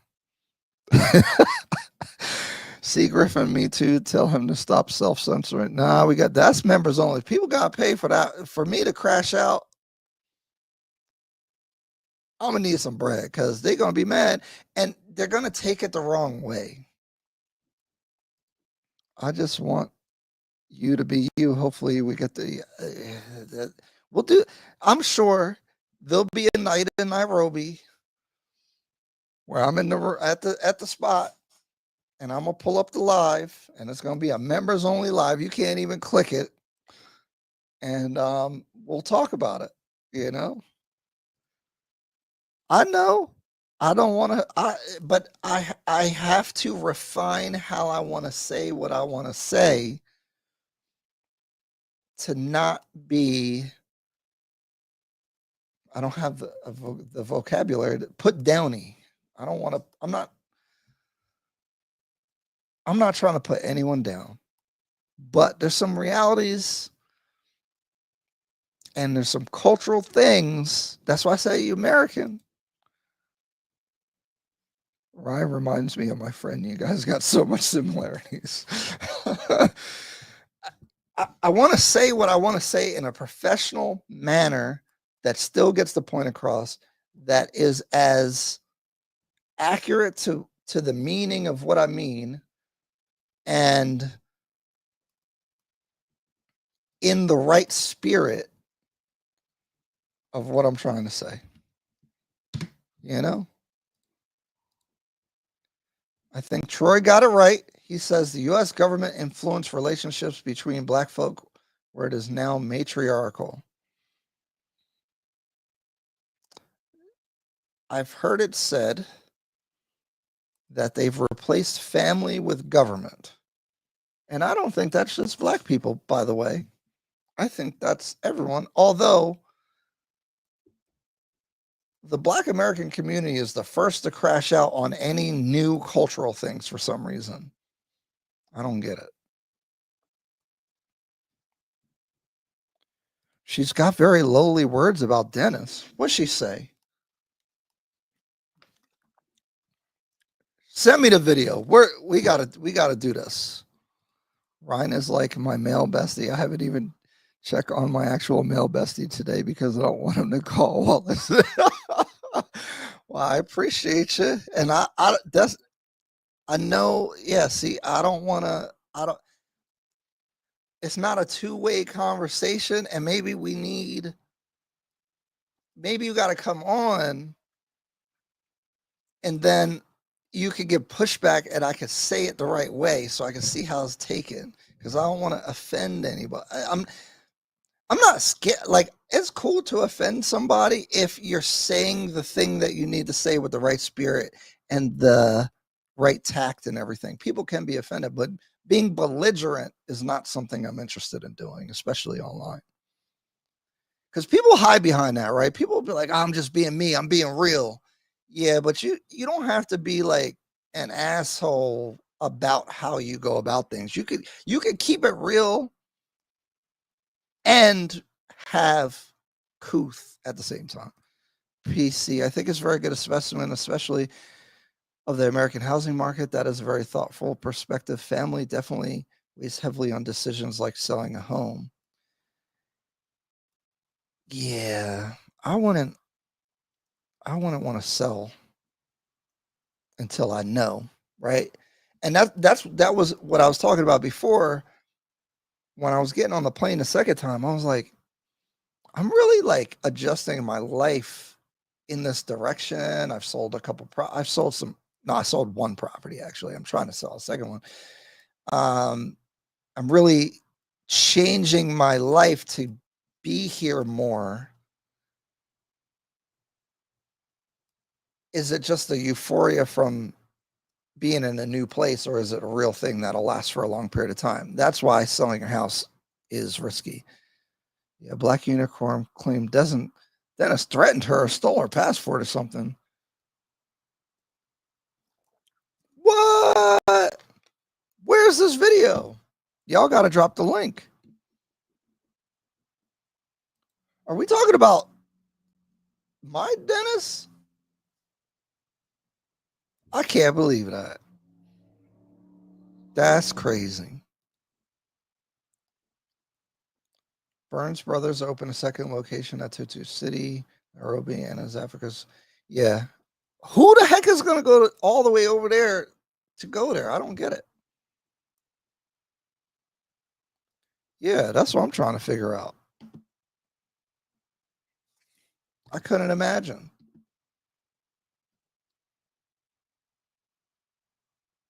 Someone drop the link.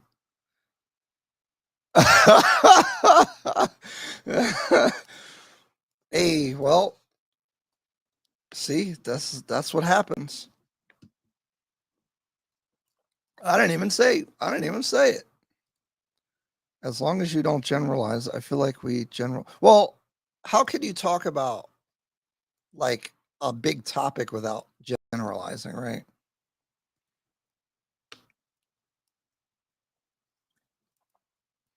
And obviously generalizations are not always true. You know? Dennis is being a menace. What's going on here? What's the name of the video? I see one where they're at Emerald.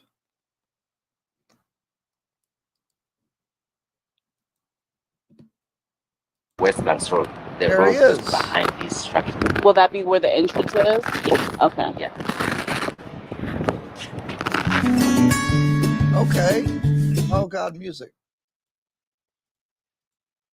In Nairobi. However, I want to showcase this particular company so that you all can see what the bait and switch is like. Oh gosh. And that, well, what do we call it? Shenanigans? The nonsense? Oh, Oh. yes, it is deep with this Cydia Realty company. So I want to go ahead and just share my experience over the month and a half that I worked with them. And I'm going to be sharing a few videos about it so that you can see for yourself and make your own judgment. Lastly, I will be making a video really laying out what happened, and that will be a completely separate one from this particular series. So enjoy. Oh man, we are getting into it. Oh my goodness. We have stumbled onto gold.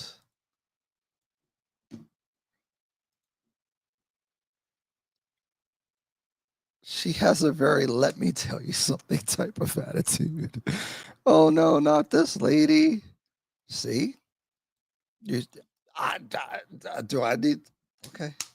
I don't believe it though. As a Kenyan, I'd say real estate Dennis looks like he wouldn't harm a fly. Okay, let's see what let's be objective. You guys enjoy this video, stick around for the ride because I have a lot more content for you showing you properties in Kenya and my personal experience in trying to invest in Nairobi. Please like and subscribe. Stop with the music. Stop with the music. Guys, I got to talk over the music. I don't know if it's copywritten. This is probably fine for YouTube, but I just want to make sure I'm going to talk over the music until, like, what's the point of that? Okay. This is Emerald. That's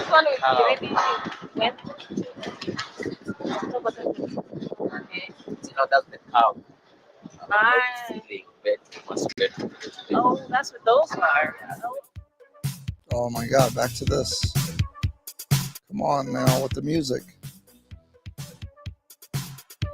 Why do people edit like this? All right, y'all. Remember, I am not a professional YouTuber slash Okay. videographer, whatever, okay. whatever. I am just a regular Understand. person who came to Kenya looking to see if I can invest and if I really wanted to invest. If You'll all see the that. hype that I was seeing on YouTube and on these social media streets. Now look. Freedom said she looked like trouble. I'd avoid that woman like the plague. Why? What makes you feel that way? Platforms like TikTok and the rest was valid, right? So I came to the one that's hyped up the most, that I see the most content on. So I'm at a development called Emerald Springs. It's A lot of people do ask me about Emerald. Is it hyped up? in the I tell everyone, honestly, all those ones on Westlands right there, on Westlands Road, Marble West, Emerald Springs, Diplomat. I prefer Diplomat's location. That's what I tell people. There's free game, I guess. And 1870. 1870 is Hosconsult though, so it's probably a little nicer, but it costs more. But I mean, I don't think you go wrong with any of those. Westlands, in a really, really busy part of the Westlands at that. How this is situated is Oh, no interesting. Like when you're What? Oh, I can't wait to watch this. Oh my God. What's not true? there, you really see how things are set up versus watching something from a video, somebody else's Mhm. video. But with that being said, this particular development has 30 floors of what they call luxury living. And they said they have It's not actually 30 floors. But that's what they'll say. The first floor starts higher up because of the garage or whatever. So, because I think there's some kind of regulation about the building heights as well. I don't think it's actually 30 floors. I'm not correcting her because she's correct because it's 30 floors, but there's something. I don't remember the exact detail about this particular development, but there's something with that. Floor to ceiling glass windows, balconies, little tiny balconies, and Little tiny balconies. just all this great stuff, like all these different types of amenities that they say they have there. This is what the young lady was going over with me. I think her name was Sylvia. I don't quite really remember, simply because it was, they do this kind of thing, kind of like, nobody's really legitimately a realtor because nothing's really regulated. So anybody can just. So I talk about this in the guide. People come to Kenya with this idea, with like the idea that there's some authority figure that bestows upon someone a license that makes them legitimate. And I don't think things work like that. That is a Western ideology that doesn't work in Kenya, in my opinion. This is not at her particularly. I just think that's just not a appropriate way to approach like doing business in, I'll say Kenya, but I would say probably most of Africa is like they're not licensed by the government.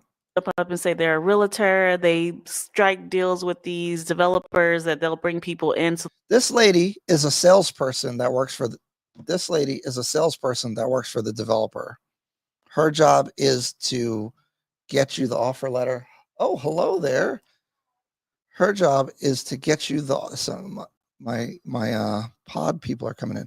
Her job is to get you the offer letter, show you about the property, answer all your questions, and be the front facing for the developer. That's what her job is.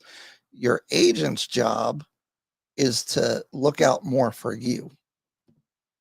they can get a certain amount of commission from them, right? And however much that. And they get commission, but your agent in this particular situation would get paid commission from the developer, but they're independent, so they can take you to any property. These the people at the development are they're paid by the developer. Well, really, both are paid by the developer, but one's independent, one works for the developer. Commission is. I don't really know, and I don't really actually care. So at this point, she was like laying out like where the 1 bedrooms are, where the 2 bedrooms are. These particular units are about like 55 square meters, which I have to look up again, but I think that's about 500 square feet. It really wasn't that much space at all. Actually, that's quite small in my personal opinion. Please like and subscribe. So I think I said 55 is actually 58 square meters, which is about 630 square feet, give or take. For the 1 bedroom, the 2 bedroom is like 95 Thank square you. meters, which is about 1,000 square feet, right? And so the 1 bedrooms have clearly 1 bedroom, 1 bath. The 2 bedrooms have 2 bedrooms, 2 baths. These are tight, right? What I mean, Freedom, is like in America, there's 8,000 systems and licensing and procedures that and things that sit on top of anything that you try to do. And so if someone doesn't have a license that they did all insurance and all these different things, they're not allowed to do anything. I don't think it works like that in Kenya. Compared to American standards, these are very tight units. These are quarters that you wouldn't really be used to seeing unless you lived in a big city like Chicago or New York, or maybe, I What don't do you know, think San Nairobi Francisco or is? somewhere where maybe even Boston where people live really densely, so really tightly in together. There's not a lot of space. So, they chop and screw everything up and resell it out, right? So this is what it is. They basically chop and screw these apartments up, calling it luxury, and reselling it. Now, Emerald Springs actually has a real office in a real. See her like negative disposition to everything. Why? Like no one made you do that. Oh, I see what you're saying. Yeah. Oh, gotcha. Yeah, like why does she have such just like a negative disposition? Building because they are in the Westlands, and they Like, chop it definitely up and it's seem, this tiny and developer specifically definitely seem to like, take some pride or some initiative to make it seem like they're a legitimate organization. These are Chinese developers. see this. Oh, they're trying to be like a legitimate organization. Hi there. You want to hop on? Yeah, don't get makeup on the chairs. Hi. Say hi. Where am I at? I don't Here. like. Oh, like what do you mean? Like this is your camera? Yeah. Oh. Say hello. Oh hi. Oh. Oh look, this is good. Hi y'all. This is Dom. She's doing a podcast here at the studio later. This is totally unrelated to anything. I don't know what she's looking at. Are you looking outside? I'm looking at my side profile. She's looking at her side profile. It's okay. Not bad. Are you hopping on here? We're reviewing this person that was talking trash about my real estate agent in Kenya. There's 46 people in here, so. Oh, sorry guys. Yeah. If you sit down, I'll turn the camera on. You can Right, if you put headphones on. I don't know if you're getting ready or what you're doing, but all right, let's continue. Sorry for the interruption. Here's the thing, I have a hard the stop in about products 20 in this minutes. particular development, in my personal opinion, are cheap. The cabinetry, the towel, the fake towel, like laminate they use on the floors, the wall towels that they say they're using, like everything's fake. Like it's not genuine towel. Like it's not genuine. How is it not a genuine tile?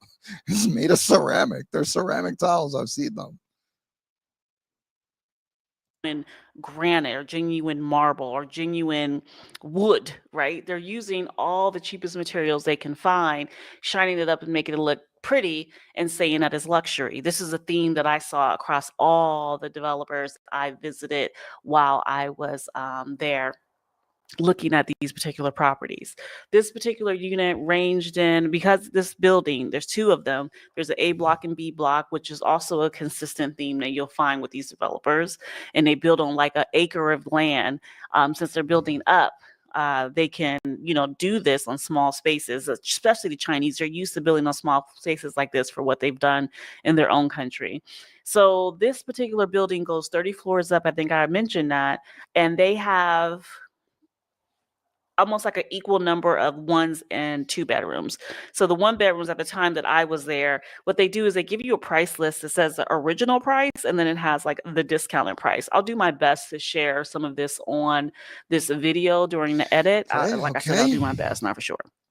Anyway, when you see it, they'll tell you that the prices are based on floors. So your first through third floor, which are your low level floors, compared to the 21st to 20th. There's usually a spreadsheet that has the pricing based off of the floor. It goes up as the floor goes up. 25th floor. You heard me. You have to do the math on it yourself. It was like 9.12 or 8 million shillings going up to. I'm running out of time, so I want to get to the drama. 9.3 million shillings, depending on the floor that you pick. Okay, no problem. Chief Negus, so what's I'm up, looking, I'm listening, I'm listening. But I'm also taking in the environment of the location in which this place is being built. So I'm asking questions. What kind of people are investing here? To me, it seems like a retirement home. Most people there are going to be older men in their 70s, 80s, some 60s, buying property there. Not just African-American men, but like Russians, Europeans.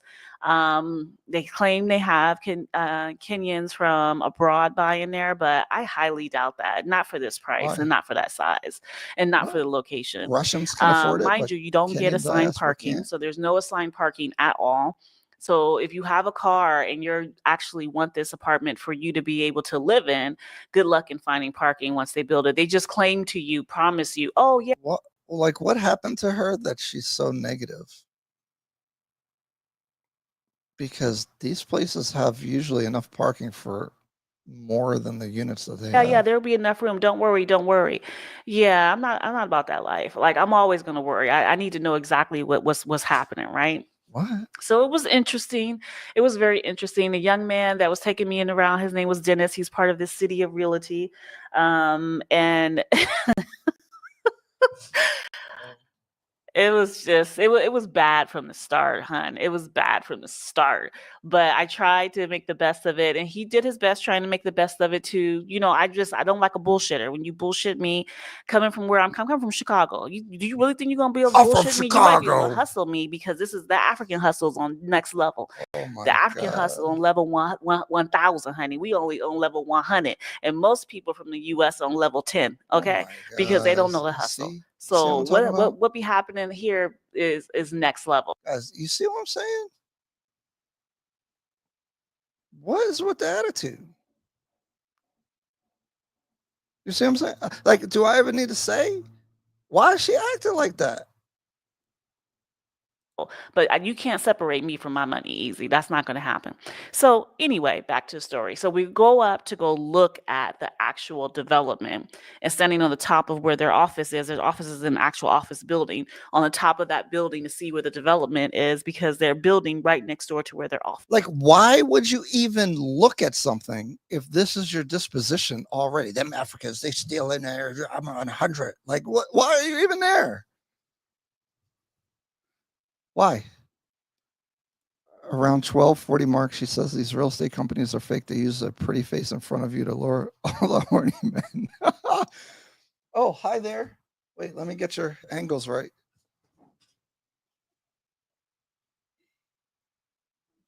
There you go. Wait, if you put the headphones on, you can hear what we're talking about. If you care. You could do whatever though. All right, so we'll continue, but Dom's getting set up here. Like all the property that I went to go see while I was in Kenya, this is off-plan development. So this development, they started selling before they even started digging, actually, digging the ground to start building. So by the time I came, I mean, I'm not going to lie, the sales lady is a little cute, though. I believe she said they were on floor 8. Play it at 2 times speed. Yeah, I should, because I gotta hurry up. I gotta get out of here. They're building simultaneously, but one building is higher than the other. And it was nice to see that they were working, doing the development. The problem that I have and the concern I have about these buildings is the quality of the construction and the safety of the building after the build, right? That's a legit I have a lot of concerns question about that, because I feel like a lot of these developers come into Africa, in Nairobi specifically, but in Africa in general, because I saw this in Ghana, and it's still happening. I didn't say everyone's like that, but I mean, this is the usual suspect. Plausible things said, is she taken? Prevalently in Ghana is that people come in, they're throwing this money around, they say they have this experience, they establish businesses, and let's say they establish it with a local person so they can get better terms on the lease for the actual land the building stands on, and they use the lowest, cheapest quality materials they can find, which means technically, structurally, the building can be unsafe. But not only that, the quality of the apartment once it's turned over, it's only going to last you a year or two before you're going to have to Only a year? I don't know what the word is. Fix it up, refurbish it. Like you have to like refurbish fix it every like year. fix all the problems Really? with the plumbing, with the finishes, with the just everything. You're going to windows. Wait, You're do going to you have to see fix a you whole lot of here? stuff because having stayed in several Airbnbs What's while I was there to see, I'm staying in Airbnbs that some of these developers are building, including this particular developer right here that's building this Emerald Springs, because they also build, there was another development that they specifically, the same builder built. And I went and stayed in one of those Airbnbs in that building because I wanted to see the quality of the work. And it was piss poor for something that's been completed for over 2 years, right? Wow. So they'll razzle dazzle you, honey. They'll razzle dazzle you, all right. They'll give you a nice big booklet. They'll show you stuff. They'll make it sound pretty. They put a pretty face in front of you. That's a going thing they have there. They put pretty face in front of you, hoping that you'll buy. And it's luring all the men in. So all these horny ass men that are coming over there, let them keep buying and doing what they do because they're going to be in for a world of surprise. They're spending 70,000 USD because the sales lady was cute. In a couple years down the line with their particular units. But as you can tell, I did not buy here. After actually seeing it, understanding how big things are, understanding the quality of the material, and understanding the location, I was like, this is not for me. This location is primarily meant for people who are in and out. So you are a traveler coming in for business, you're a traveler coming in for as a tourist, you're in and out, like Airbnb in and out. And I'm gonna do a whole separate video on this Airbnb business in Africa and the risks that you find as a foreigner trying to do that there. But does she have like experience in real estate? Hopefully, guys, you enjoy. We're going to talk not. about the pricing. I do have that part, the voice for that part. So hopefully you still enjoy. Make sure you like and subscribe. That's just not up to standard. I don't know. I have a thing. Me, and quite frankly, I never will. It's just I'm not that person to buy anything sight unseen or to trust somebody who, one, I don't know, because even people you know will stab you in the back. So you still have to be on site and aware of what's happening. Yeah, it's real. Real. What a pleasant woman. Oh, that's what the guys were saying. Yeah. It's really high. And it's the unit right here. Is it a unit? All right. 2.7. So I didn't see this one. To the very much. Do they come with the light fixtures? It's not the fixtures. This is going to be on. No, we're on this Right. side of the living room. Man, I feel bad for the sales lady. And then we have a door here, this is the balcony and the bedroom. You said they'll come with the We have a restaurant and a bar. boiled yam, but it's not yam. I think it's corn. But it tastes like boiled yam. It doesn't have like flavor. Your flavor comes from the wet tilapia. Wet tilapia is basically tilapia and stew. And I put some of the stew on here. I have rest of it in the refrigerator. I added avocado. And this is, they told me the name, I keep forgetting, but it ain't nothing but spinach. And it's spinach without any, it's spinach don't got no flavor. But in my opinion, like, because I'm used to eating Ghanaian food, I figured this would have like pepper sauce or something, spice, like a hotness to it, heat. It doesn't have any heat. So I added some. This is something I discovered in the store, this chica sauce. See, Griffin, like that, I get that. So like and that was my first property. I saw the show model. So like the building was pretty much almost done. So you can wait until, and I would recommend that for people that feel that way, is just wait till it's almost done. The only problem is you might not get the unit that you want, you know? That God, she's not buying. Kenny, don't need that energy. I want to see how Dennis stole her passport. That's what I'm trying to figure out. This I'm is about actually to text not Dennis. really hot at I all. wonder if he's It still says here. 4 hot peppers. It's really like a 2 if you're used to actual real heat, and it has more flavor than heat, which is very interesting because it's supposed to be habanero, and you see it has like Arab writing, so I don't know where it's from, but they sell it in stores here. So, and it's not bad. You know, I don't mind. It's giving my food that I don't have any heat to, a little flavor, and I don't have time to be trying to make the pepper sauce because I could make it, but I need habaneros. I haven't seen habaneros here nowhere. All I've seen is jalapenos. And then, yeah, I have Tusker beer. This is my water bottle, but I have Tusker beer, Tusker lager. I don't know if I have enough time to get Dennis on here, but if Dennis responds, someone call him. With my little food I got from the Westlands African restaurant. Hi. Right here in the Westlands by the Sarrett Center. Just Google Westlands African restaurant and you literally will walk Wait, to does it. she talk about her You walk, passport? you can see it. Like it's soaking into the, so you need to eat it with something. right? You need to be like picking it up, eating it with like the food. Oh man. Look, the comments are just, I have been to the place myself and the quality of materials are far better than wood in American standards. Instead of insulting the entire Kenyan construction industry, it is much easier for you to just go back and buy in America. Oh my God. But that, oh man, that's funny. That's crazy. Mm-mm-mm. I'm a black woman. I would avoid any woman of any color who was negative like this. I just checked her page. It's a different video, not this one about the passport. Oh, I meant comments on the videos. Oh, yeah. Yeah, I mean, me too. But guys, come on. American ladies, C. Griffin, you know, there's a lot of them running around. That's all I'm saying. That's all I'm saying. So, this is going to be the last live in the US next week. I don't know if I'm streaming because I might be tired from the jet lag. I'll try. But I am going to be in Nairobi next week. That laugh she does when she's being mean. Yeah, I don't think that attitude is very compatible, but whatever. I got a podcast to do, so I'm gonna get out of here. It's been fun. It's always a pleasure. I like this right here. It's always a pleasure with you guys. I can't wait to be in Kenya. But after I'm done doing all the stuff I'm doing, I have to check her talking about stealing a passport. Did Dennis answer? No, he's probably asleep. It's late. Okay. I always appreciate you guys hanging out with us, having a good time. The rest, no. So what's going to happen with the videos is that they'll go. Now, if you want to hear about my personal life and all that dating stuff, that's going to be members only and stay members only. The normal stuff that I do, which is going to be more this time, I'm trying to do 2 videos a week and 1 live stream a week in Nairobi or in Kenya. It'll, whatever we do with the coast tour, Freedom gave me some good ideas. Maybe I'll fly to Diani to start from there and then go up. But all the normal content will just be members only for 30 days and then it'll go public. So you can do that. And, but if I have like some deep dives on stuff, some of that might stay members only, but really it's with personal life stuff because I don't want to put it out there. Y'all gonna have to pay to hear that. Okay. Have fun packing. Don't forget about us. Safe travels. Yeah, I don't know how to pack because it's kind of cold, right? I got to bring a jacket. Thanks, guys. Referring to the real estate stuff. Yeah, the real estate stuff. So you won't see the first videos until,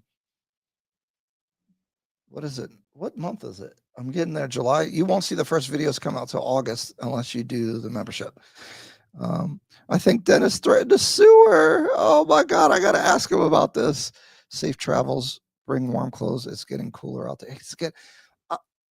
So in the future, I'm planning to be in the U.S. for the summer and then the rest of the time in Kenya because it's winter there or whatever. It's cold, during this time. So I'm hustling backwards this time, but it's all right. All right, guys, fun times. I appreciate everybody. Thanks for supporting. Darnell with the $2 super chat. Thank you. Thanks for supporting. We got Jesse Whitehorn was in here, member. Plausible Things. C. Griffin, always appreciate you. Hopefully we didn't offend you yet. Might happen at some point. The Plaid Unicorn. Where are you at? Where are you at? Plaid Unicorn member. Thank you. And Jesse Whitehorn. I need some. We got to smoke a cigar out there. We got to hit that cigar spot. Oh yeah, hit the like button. You have to bring Dennis. Yeah, I'll probably have Dennis. I'll probably have a members only with some ladies, and we'll do a dating podcast that'll be members only or something. I have so many questions. Nice show, and yes, safe travels. And we can ask about that. We can ask. Never mind. All right. I'm doing too much. All right. Appreciate you guys. I'm out of here.